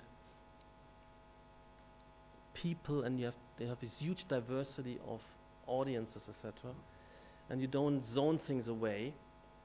You want to kind of switch from one aspect where you learn something new to then you have a meeting and collaborate, and then you manufacture something, and then you socialize again to learn something fresh and see new problems. All of this is very closely knit and not kind of separated out. Anyway, so I want to say that in Tectonism, I have rehearsing some of the parametrism paradigm. And okay, I was talking about the category of style. So, and this is the way Tectonism arrives through a series of subsidiary styles of parametrism. So we started foldism. Everything was, it's wonderful, exhilarating to say, okay, you don't make boxes and whatever, and nest boxes within boxes, and put then these different things next to each other, or collaging different things. You have one surface which becomes a space, which turns into a wall, which becomes a dip and a ceiling and a landscape. So this kind of single surface project that you can do something very fluid and continuous, and then you can gradually move from one condition to another, etc. So that is wonderful. Then when you had blobs, what is interesting is about blobs, they're not spheres, they could be any form, they're very malleable, and they can fuse and blend more or less. And then you suddenly have swarms of elements, not a composition of 3 or 4, 5 elements, which was all composition up to then was a handful of elements you can count. You have whole swarms of things which compress, expand. Not only do these elements come closer and redirect, but you can have more swarms interflowing. The swarm itself, the elements could be different, so it could be more rich than organic nature, where a flock of birds and a school of fish, they're identical fish. They could be all different fish. Anyway, this was wonderful, a totally different thing, nothing contiguous. You generate space by these field conditions. And anyway, tectonism comes in, again, something very dramatically new. So just to rehearse that, so when we use tools like this, I mean, it seems kind of extremely dramatic and abstract. What does this have got to do with architecture, etc.? And that's the thrill of this, that you could, and you can see that there's something coherent about it. It's not just throwing a few objects next to each other. It doesn't rely on symmetry and proportion, but it has character and something continuous and gradually transforms. This is all the excitement of this. And these are, of course, just abstract tools. And there were so many projects of that kind under Foldism, and this still continues. I'm not saying these subsidiary styles don't necessarily stop, because not everybody can jump to Tectonism because it's so much more sophisticated and difficult. You need so many more knowledge and tools, but also it's not always, necessarily the most appropriate condition. Anyway, this is I think a great Foldism piece, and what you can see here that you have continuities. The ceiling becomes the wall, becomes the floor. These lines, which are light lines, become steps, and you get and the seam lines. They're all different technical elements flow together into some kind of swarm which guides you through and emphasizes the space, and it allows you to flow through its complexity, for instance. So these are kind of typical parameterism means, and because the space is very complex, and if you would have lots of corners and angles and different types of walls and ceilings, it would quickly degenerate into visual chaos. So you need the kind of simplicity and clarity and curvilinearity to make this complex space, which is super complex. It moves up here, everything open to each other, to make that tractable. And then you also continue, then you maybe switch material, but the geometry continues in the auditorium. So this is a typical, and then these details are important because you declutter the scene, because it's already very complex. Instead of having, step this color and this material, and then the sides and the chairs and seats and so on. So similarly with the blob, which was so revelatory that you can not just, you say, one thing next to another or one thing in another, and in deconstructing is starting to overlap, but here you have this degree of articulation. How many objects are this? This is still a separate one, or how much they sever off, more isolated, less, more blended. So you have these parameters. It's parameters to kind of compose something which has this kind of nuance. So it's like moving from set theory, kind of set logic, to fuzzy logic. Gradual transformations. You can also do that from the inside, hollow it. Anyway, so I think this was blobism, and we have projects which adhere to this. So the whole point is blending and affecting each other, pulling, deforming, etc. And you can apply that to objects. And again, if you have a very complex scene, so that this bar piece makes an ensemble with a few other pieces, and it doesn't fragment and fall apart into kind of visual chaos. So you see the unities of interaction. They become unified through curvature, etc. And then the swarmism, of course, you have, you can do that on the urban scale, on the facade scale, iterating these elements. They kind of keep transforming and rationally adapting to fit into urban context, to generate gradually clearings and high dense buildings, etc., etc. So we did this on many, many projects. And then I think Tectonism was interesting. So Tectonism, I would say, where it started to hit the scene, 2001, we had the World Trade Center competition, where we participated in Last Firework, and there was this United Architects with Greg Lynn and Ben Werkler, etc. What was interesting about it, although I was a student of Otto and was intrigued by the work, something else went on in the culture of architecture. So he was kind of when I was at School of Architecture in the mid-80s, we had just the excitement of moving on to postmodernism and deconstructivism. So for Otto, no, okay. Although sitting in his lectures. What is interesting, once we've reached parametricism, I realized, wow, he is the true precursor.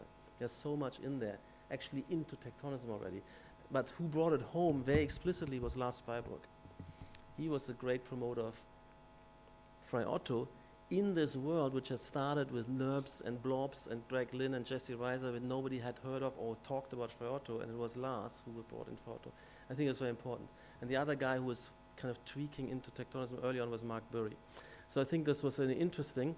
So Frei Otto was, of course, amazing, this idea of finding form. This is literally material computation and Tectonism in terms of structural logic, in the truest sense, material logics. It was, parametrism and Tectonism. And we, of course,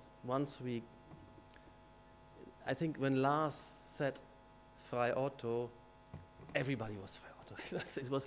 it was again one of those things where everybody got it instantly. And so we went on with our stuff. First carbon fiber shell, etc., etc. But I think also Mark Burry was important, and I have to say Neil Leach and his seminar, and I also, when I was thinking about what do I call this new, I took a long time to think about what do I call what I eventually ended up calling parametricism, right? And of course, with Tectonism, I knew something new had happened. It's so massive, and everybody's onto it. It has these distinct features.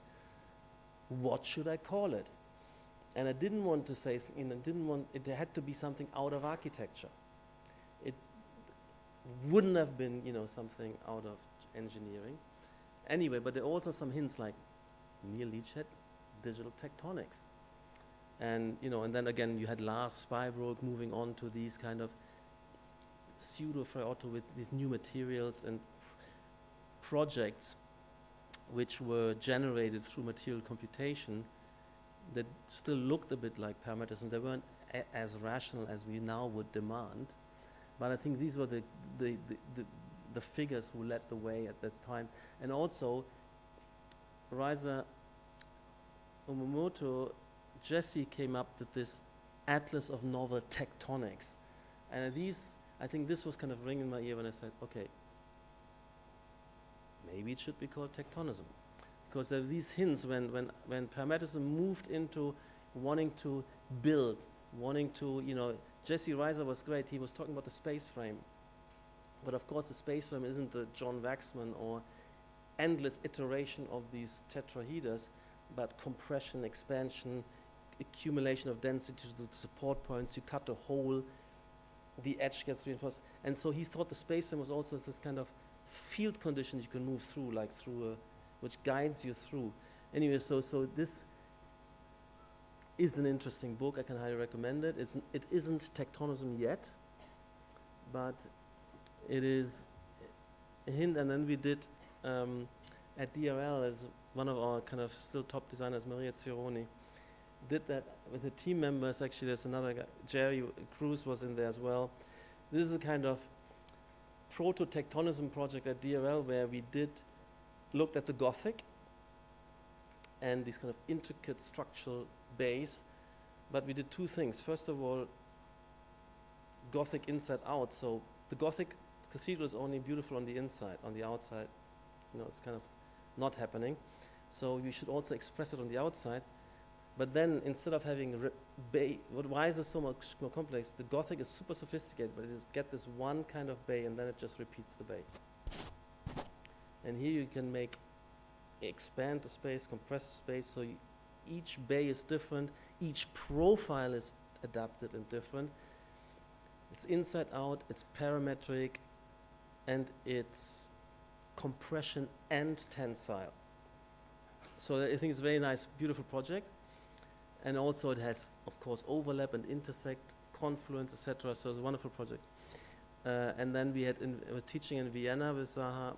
So we did these kind of project where you have the field condition and using the structure. This is kind of inspired by Jesse Reiser's idea of the space frame. You do a kind of Mannheim-like shell, and you can see it is kind of from cross-braced into more linear beams, into open clearing, highest differentiation. So you can imagine underneath that you can have a very lively, differentiated field with different types of related and intervisible situations but distinct, versus a Foster who uses also parametric logic to make the dome as uniform as possible. So he's using parametric adaptation to make the variation invisible, and we said, no, we want to heighten the differentiation so you can get different characters and different situations and atmospheres under such a surface. So these were, and then we did obviously something like Algiers Palace, etc. So, and tectonics, again, an architectural concept, is quite old. It emerges more or less at the same time as the concept of style. So the concept of style in architecture, it was an 18th century, late 18th century concept from art history and architectural history, and then became important in the early 19th century. And what was very important about the concept of style, and similarly with tectonics, the concept of style was, okay, they suddenly realized there were these styles. There was, you know, the Gothic, the Renaissance, the Baroque, the Rococo, and then the question arises, but we are different now. In which style should we build? In awareness of a new kind of civilization, or industrialization, already in 1820 they asked the question, why are we building now in a kind of neo-Graecan or neo-Renaissance? In which style should we build? So this concept of style, this kind of sense of alignment with an epoch, the sense of something which is distinct and recognizable and imprints a character on a civilization, that style became productive because you ask the question, oh wow, in what style should we build in the future? And that was, it took another nearly 100 years before modernism was the answer to this question. Actually, it was theoretically understood already in the late 1800s, 1890, Otto Wagner, modern architecture, theoretically, and a few other texts. And then it really, really happened only, let's say, in maybe first glimpses in 1910 or 1907, Gropius, but really happened in 1920. Anyway, so, and the tectonic was also a very important concept. And so you have here one of the biggest important works of architectural history and theory of the 19th century is Gottfried Semper's, and the title, The Style in the Technical and Tectonic Arts, or Practical Aesthetics, 1860. So we both have the concept of style, and we have the concept of tectonic arts, and this book is a monumental achievement. It's basically, Semper delivers the equivalence of Darwin's Origin of Species. It's basically the origin and evolution of, you know, all the diversity of architectures and artifacts around the world in their different climates and niches. So it's really the kind of the origin of species for the world of artifacts, and it's very true, they also evolved. So, and you should look that up. And you know why this became possible? Because at the time you had the British Empire covering, you know, whatever, 80% of the globe. And they had the great exhibition, that huge kind of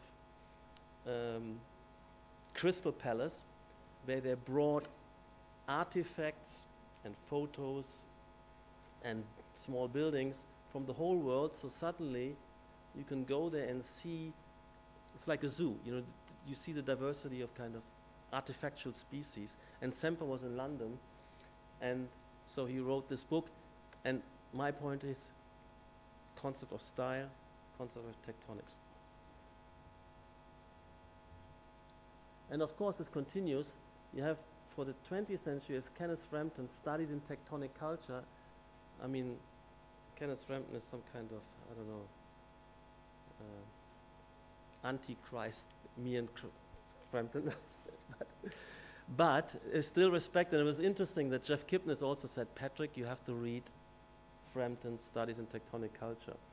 And he's doing, basically what he's doing, it is true, he thought that this abstract modernism, where you have, which comes out of modern art, the style, just geometric planes, as if stretched canvas, weightless architecture. He said something is, where's the materiality? Where's the kind of construction registration? It's a denial of all of that. Everything painted white and so he brought back this kind of tectonic, and the examples are wonderful. I mean, if you think of Frank Lloyd Wright's 1930s Wisconsin plant, or he's looking at people like Utzon, and of course the late Le Corbusier. So I think it's an interesting one, and I think it's for me also important reference. Particularly, I gave the lecture in our symposium. Let's say all the Brise Soleil, all the modernist architecture, which was, it was pre-air conditioning. And when modernism spread out into different climates around the world, it became adaptive. Frampton also talks about critical regionalism. You have all these kind of deep Brise Soleils, you have these reliefs, you have a lot of variety and richness and local materials in Africa, in India, etc., etc. So I think there's an interesting reference.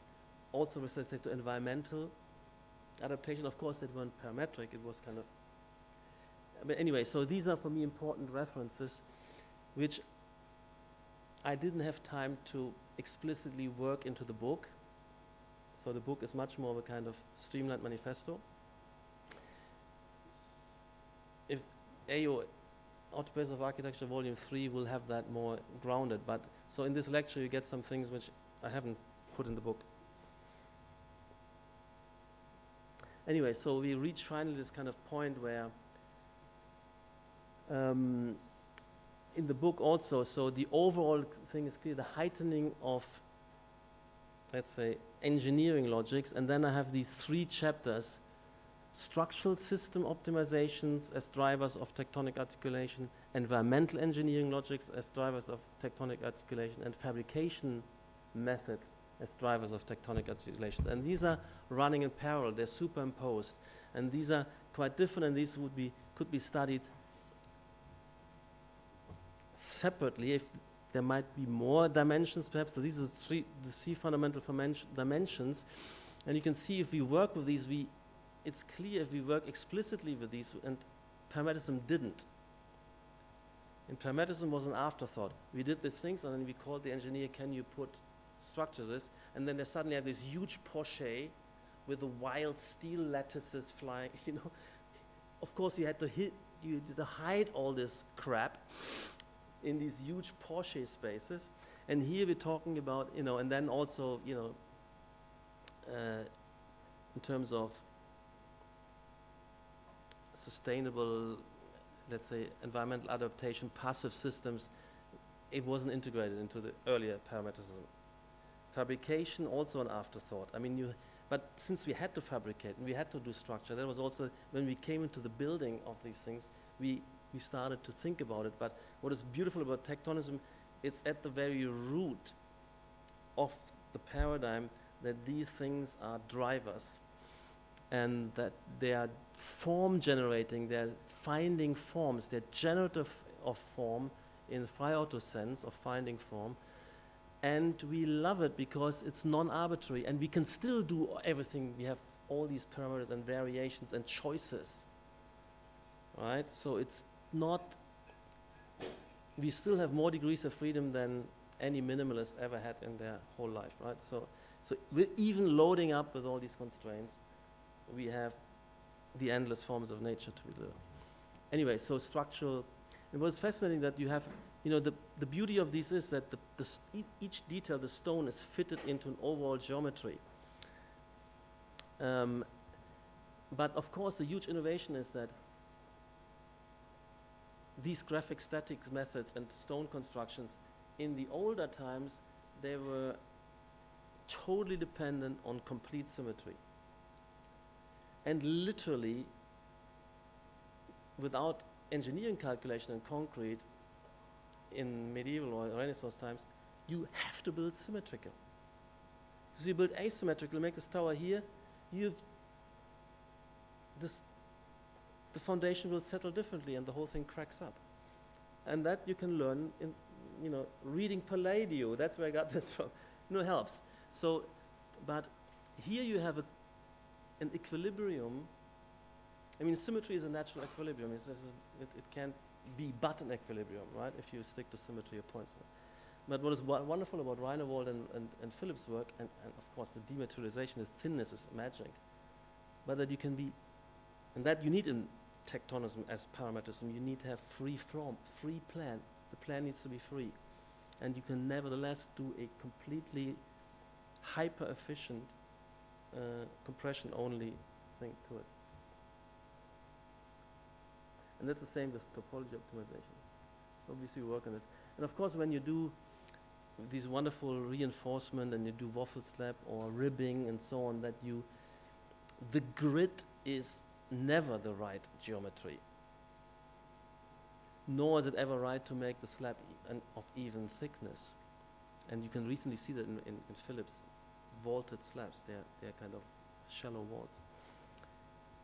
And how beautiful are they? And then you can also, of course, put this onto a curved surface and a kind of primary stress line. And so you use these tools. And it's fascinating that they also speak. When you're in there, you can see, oh, where's the column coming? Where's the touch? Where are things converging towards the support points? Whereas in the grid, you don't know where the support point is, you know where the entrance is, you know where an opening is, you know nothing. Here you would know, it will always tell you. Anyway, so we did some experimental studies, etc. And the beauty is clear. These kind of 3 high paths from Felix Candela and using layered primary stress line articulation and using the strength differential in the degree of layering, not thicker tubes, but 2 tubes or 3 tubes, 1 tube, 2 tubes or 3 tubes. And of course this kind of chair where you have a number of optimizations.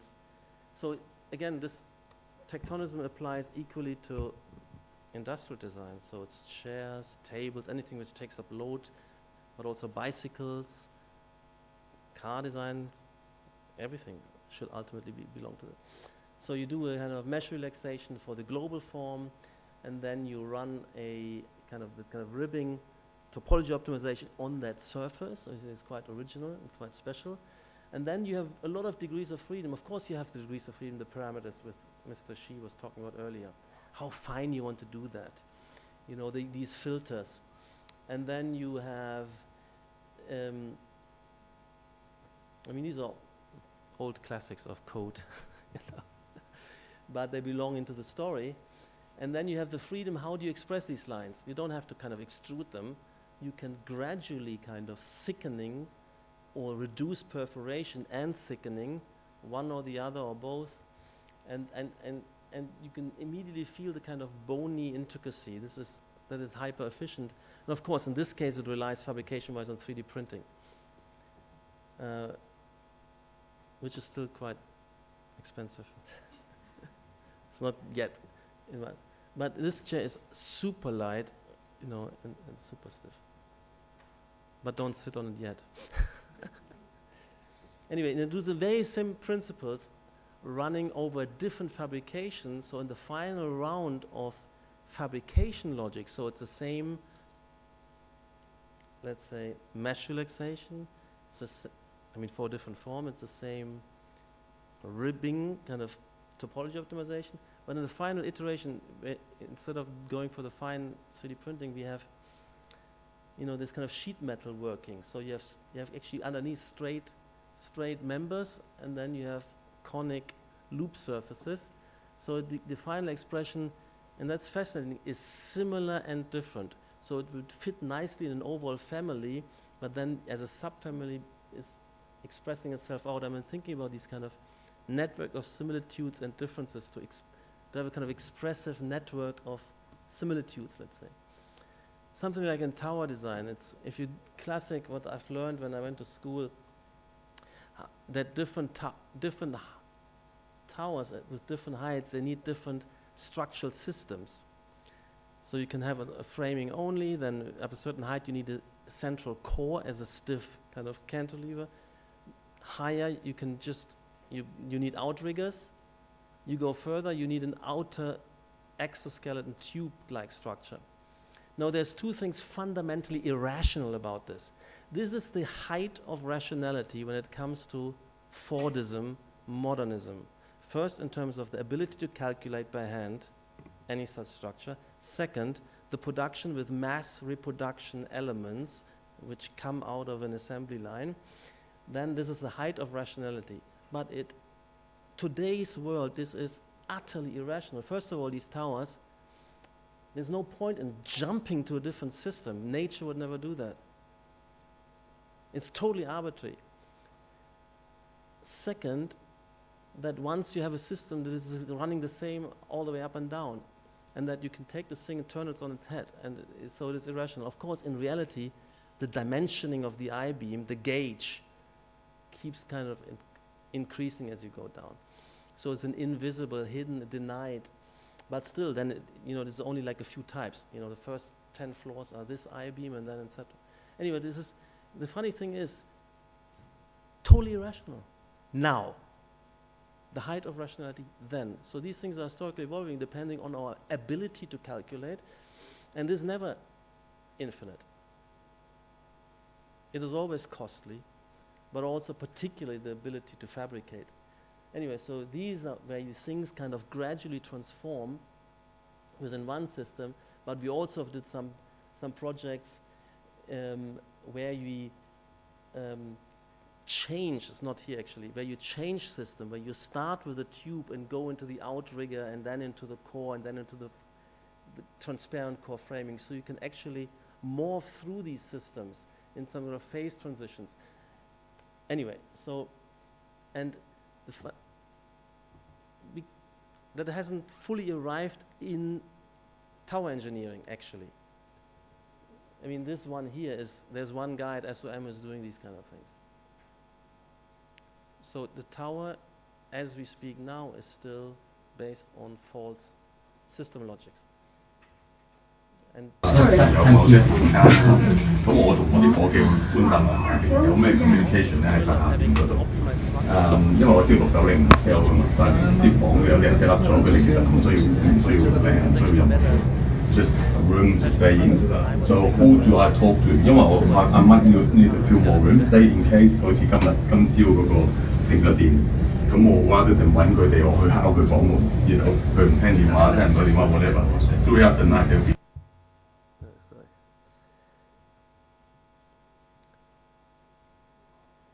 And of course, we love topology in the different types and how to structure this. We often structure it with kind of not saying, so my theory of the tower is, so what is that? Ah, that's a cue, okay. Mute? I don't know, I shouldn't be muted. Ah, somebody has to mute. Okay.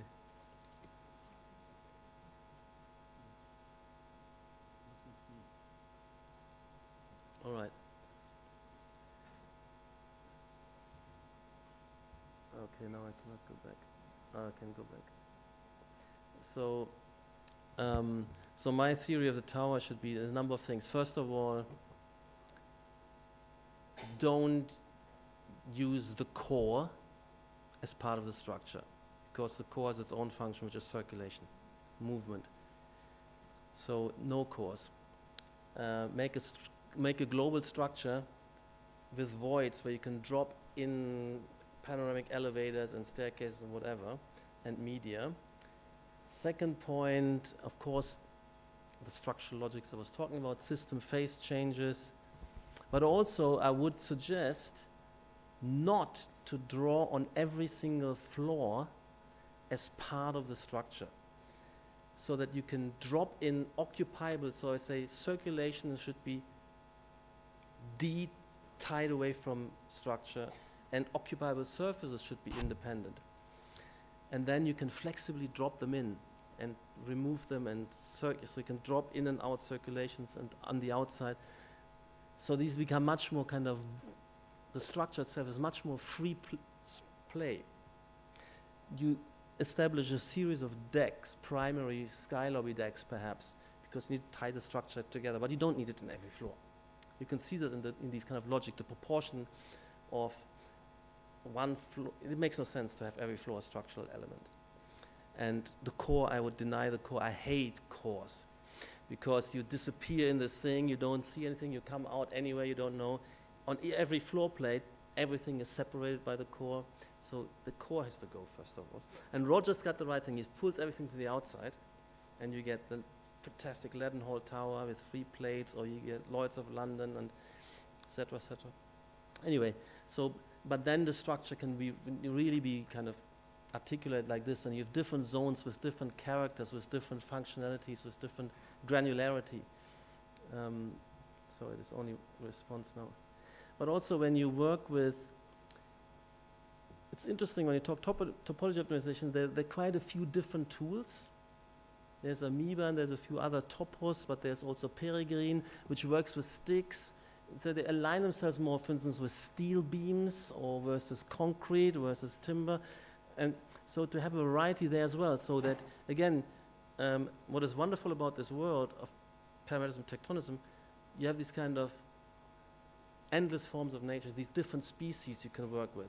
And you can also separate them out in the cluster of towers. You can also combine them. You know, you can maybe do the first half in this way and then continue with the other system. So you have the top 10 floors timber, for instance, and the bottom concrete, timber, steel into timber, and then use also maybe different systems for the segments, so that then what comes on from one to the next is then the load points. You find these kind of ideas we could work with. And also the degree of filigraneness, etc., etc. And I just wanted to show that there is this kind of a variety and richness, and it's not one thing. So there was it came through with Mr. What's his name? She's lecture this morning, but he was still a bit constrained. He always showed us this one kind of cantilever, and there were certain nice variations of the pattern. But I think there's much more diversity in topology optimization, and and you know, again, they're all optimized. And like he said, who cares about 2%, 3% different efficiencies, right? When you can explore, you know, it's not coming to that. You know, and there are other economic values. So,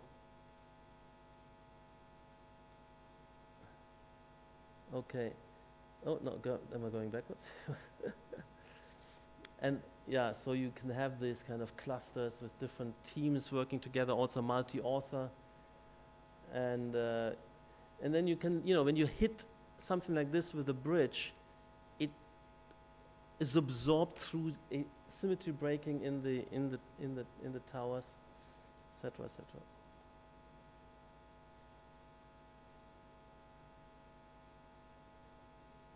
What is that?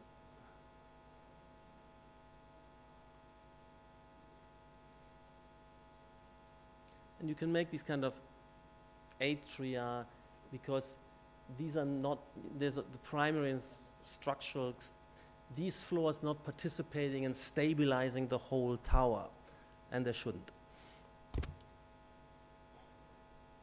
So I think that's one of the things which I would suggest. Occupiable surfaces are kept independent from the structure, so you develop the structure, it's a pure skeleton condition without surfaces. And then you can perforate and drop the surfaces in, or perforate them and play with them, etc. I go quicker. There's some other, you know, tectonism projects we've done, and sometimes you kind of take. You don't. Obviously, you as an architect, you cannot take this crumbly output literally, because you don't 3D print on this, nor should you, because there's also, so you need to find some kind of layering of rationalization, which is then the fabrication logic is superimposed on the topology optimization, right? That's an inevitability, and it's really the limit case, what I showed you with the 3D printed chair, but 3D printing is ultimately also a fabrication process, you know.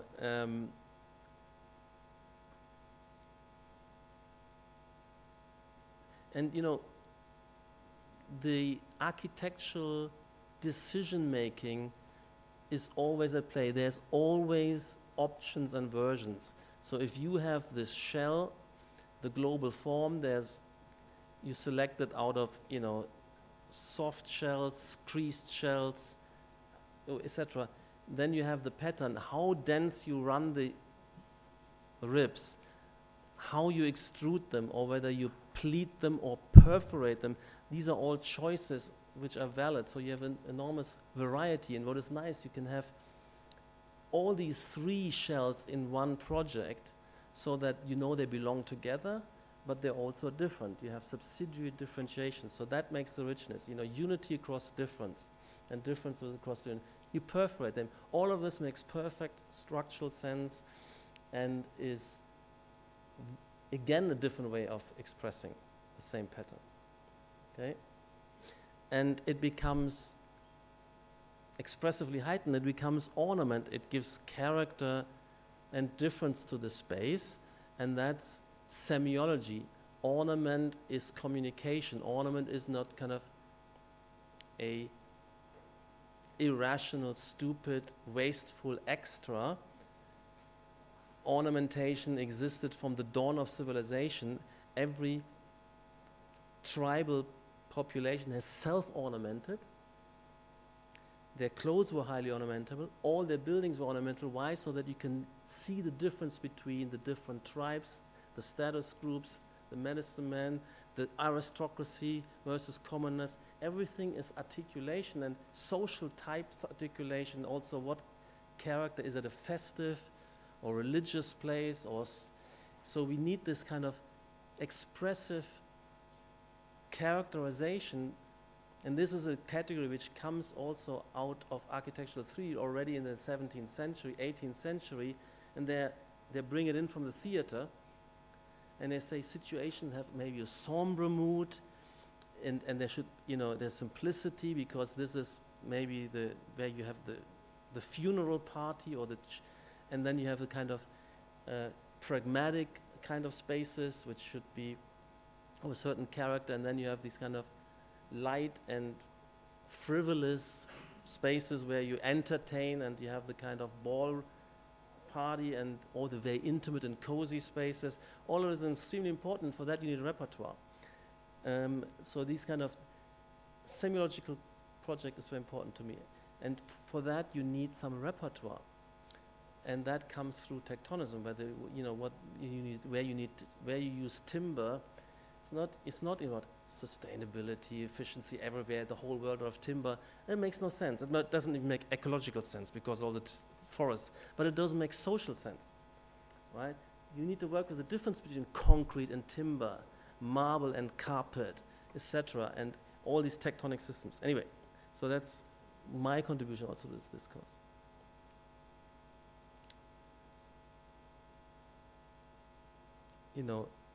I was intrigued with the combination of shell and tensile, embedding tensile in shells and doing tensile structure, not with pylons, but using the shells as the launching points of.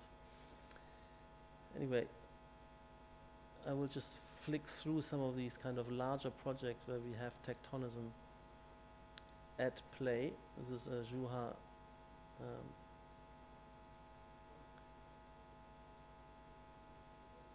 Okay, just briefly, super fast. So this is a GSD project from 10 years ago, and I had the teams doing these tectonic projects. So Mannheim style, active bending grid shells, Frey Otto style, wool thread model, but as a shell spatial condition, and we had these catenaries hanging from catenaries and so on. And they're beautiful, and they have a lot of internal variation. And my point here is, so these were the projects, so this is one of them. Again, here you see the 3 different projects. The problem is, each of these schemes for a huge Google campus would, however variant they are in themselves, is too monotonous, in my view, for a Google campus. So a single system won't work. So if I would be invited to Google campus, I would have all 3 systems at play. because they also connect, they're all tectonism, they all look similar enough so that you believe you're in one complex, but you have subsidiary condition and subzones, and they're more distinct and more conspicuously distinct, and they can also lay on top of each other, affiliate to each other. So this kind of multi-system thinking, and again, only tectonism has that. In pragmatism, we didn't have that. It was all white fiberglass shells. You know what I mean? And then having collective groups with multiple authors doing intricate, and they're all tectonism. There's curved folding here, there's all sorts of ribbing and tensile structures and fiber networks like, like in this stadium. And they still come together, multi-system, multi-species ecology, and different authors, but they connect enough and they're distinct enough. That's the world I would like. Unity cross difference, very intricate. And these are very different geometries, different principles, but they're all part of one. And then environmental engineering, of course, this whole idea of scripting the various brise-soleil structures of the sun exposure map. And you can have also self-shading included, and some tower casting a shadow onto this would imprint. A tower like this is simultaneously, and that's difficult, simultaneously structure and shading. But what is interesting about it, that it looks dramatically different from different sides. So this tower can be a real landmark because you know on which, it's like a sundial, you know on which side of the project you are and where north, south, and east and west are over an overcast thing. But of course, it's not easy to have a kind of double objective, a double rationality, but it worked here between structure and environmental in terms of particular shading. It's the central bank of Iraq on the Tigris, very close to where Zaha used to grow up, close to the Baghdad University. And again, this project, capturing wind, staggering the height to keep capturing, cutting out the sunlight, and having these kind of, you can see that the wind blows in and the sun doesn't come in, very kind of constrained openings on the sides. And then the same logic of these skewed cells in the tensile roof, and you can, looks regional, it looks embedded in the context. The same parameters of shading and wind circulation unifies two very different systems, a tensile membrane and solid volumes. So they suddenly participate in the same field condition because they're subject to the same parameters. I think that's also important insight, so that you can start with things very, very distinct, then you run superimpose a certain logic which ties them together, and also as rationally, because they're both exposed to both wind and sun. And then you feel it in every courtyard, you feel that asymmetry. And when the glass is in the kind of shaded side and the solid is in the lit side, and the courtyard is then similar to the interior atrium, etc. So I think it's one of those kind of, let's say, seminal environmental logic-driven projects. And I feel it's interesting, it's totally 21st century, it's tectonism, it's parametricism, but it's also regionally embedded because you have this kind of courtyard typology, you have the strong solids and emphasis on not being exposed to direct sunlight. Even kind of religious space, again, and then of course fabrication. And we love, you should expose the factura. This was even a concept before digital fabrication, that fabrication process imprints itself as decoration, as giving character. Rustication and brick courses and false arches over windows. They're all technical elements heightened into ornament, which give character. This has always been like this, and that continues. So some of these topics, and that's why tectonic fits, exist, and it could be a totally novel tectonics, as Jesse Reiser would say, but it is a tectonics. Our example as well. And so I've jumped, this is a huge topic, and of course Philip is amazing in this dimension, but also of course we always have structure and fabrication integrated, and I think the environmental element is also important. And look, I can't do this anymore, but what I mean, I had said it already, but these are early examples of DRL. Basically, my contribution to this is actually how this becomes a semiological project, because these expressive diversity, and you align it with the social variation, what connects what is similar yet different, and that you can be both similar to something and different. So this is similar to this in terms of materiality, but different in geometry, but it's similar to this in geometry, but different in materiality. These again are similar in materiality and different, etc. So you get these kind of networks. So you have superimposed different affiliations, because every complex artifact is at the same time similar to many things, and also different from many other things, or also both similar and different from something next to it, because you have many aspects and dimensions, similar in material, different in geometry, etc. So, and that this semiology was always there. And you know, the rustication, this is where the horses are, the stables, the kitchens. And it's expressive because this isn't really rough stone. And they make the joints much deeper, so they're actually taking away from structure, but they want to express this. And here they still show the lines, and here they polish it all away. And this is the kind of piano nobile, and these are the private quarters. So you can, these kind of, it's highly expressed as a type. And this is also just the idea of articulation. When you imagine, if just an engineer or pragmatism delivers a bus station and park and ride scheme, 2 car parks on different sides of the streets, a bus station, a train station, it would be some kind of disaggregated shed. So this idea of articulating something, making something highly legible and conspicuous and integral, even before Tectonism, has always been a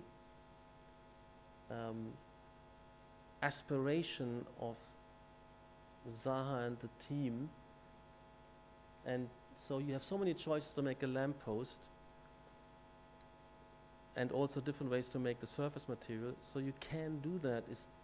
Everything is pragmatically working perfectly, but then these lampposts look very much like these lines, and they become a swarm formation, and then they pour into they become columns, and then these cuts or lights are similar again, and you get the cut where the bus comes in, the cut where the train comes in, and the surface connects with the ground, and you have the roof and the floor looking similar. Pragmatically, they're doing different things, but they have the same job of communication, so they deserve to look similar because they collaborate in orienting and distinguishing zones and guiding you through. So this communicative, visual communication function of architecture is very important, and that's architecture's core competency. Okay?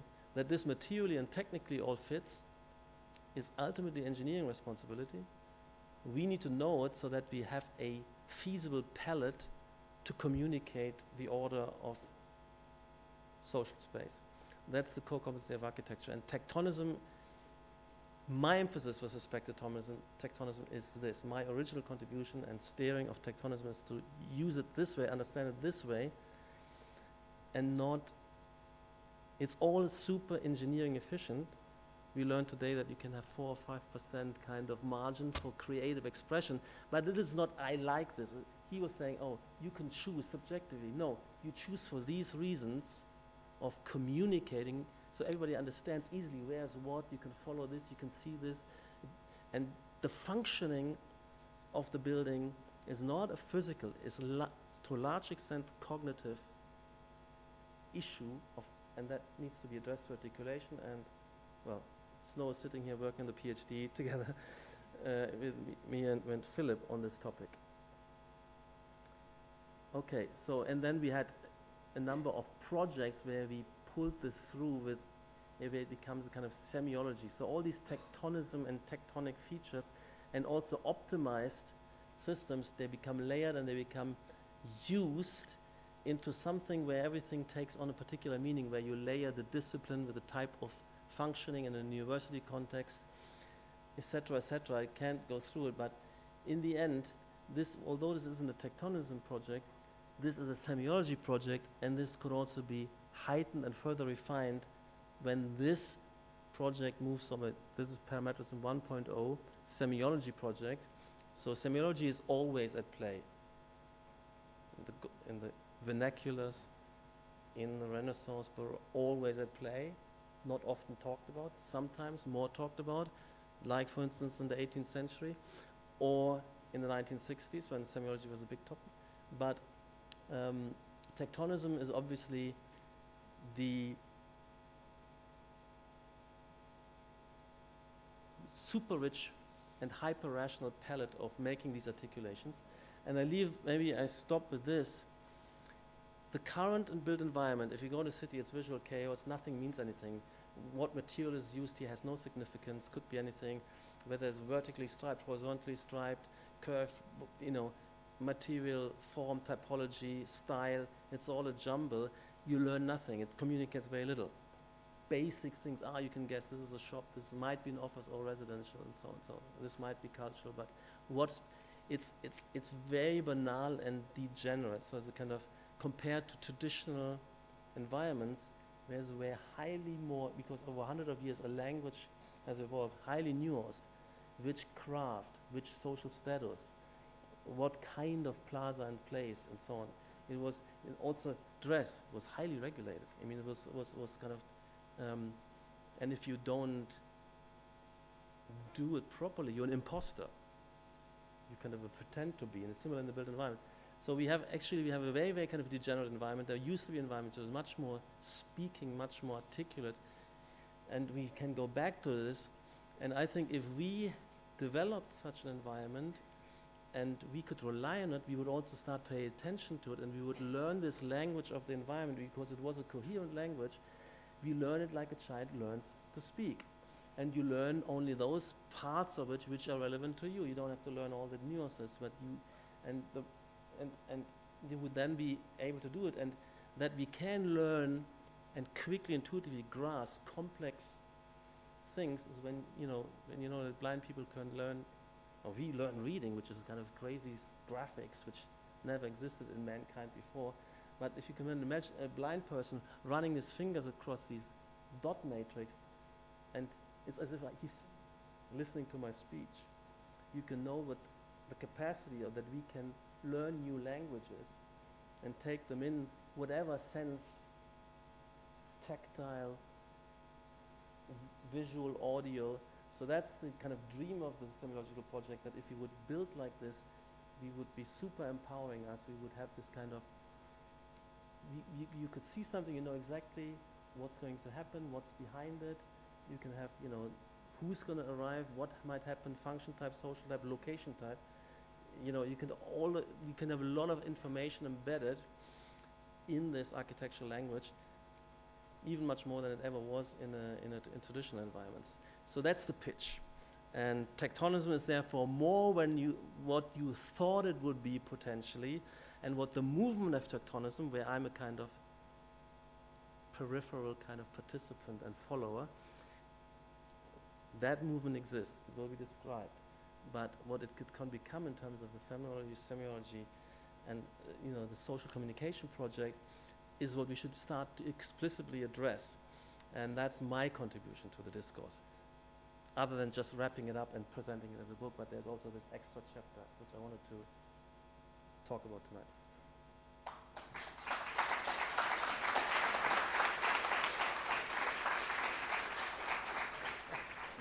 Okay. Thanks a lot to the Patrick on this special topic, profound topic of especially focused on the tectonism.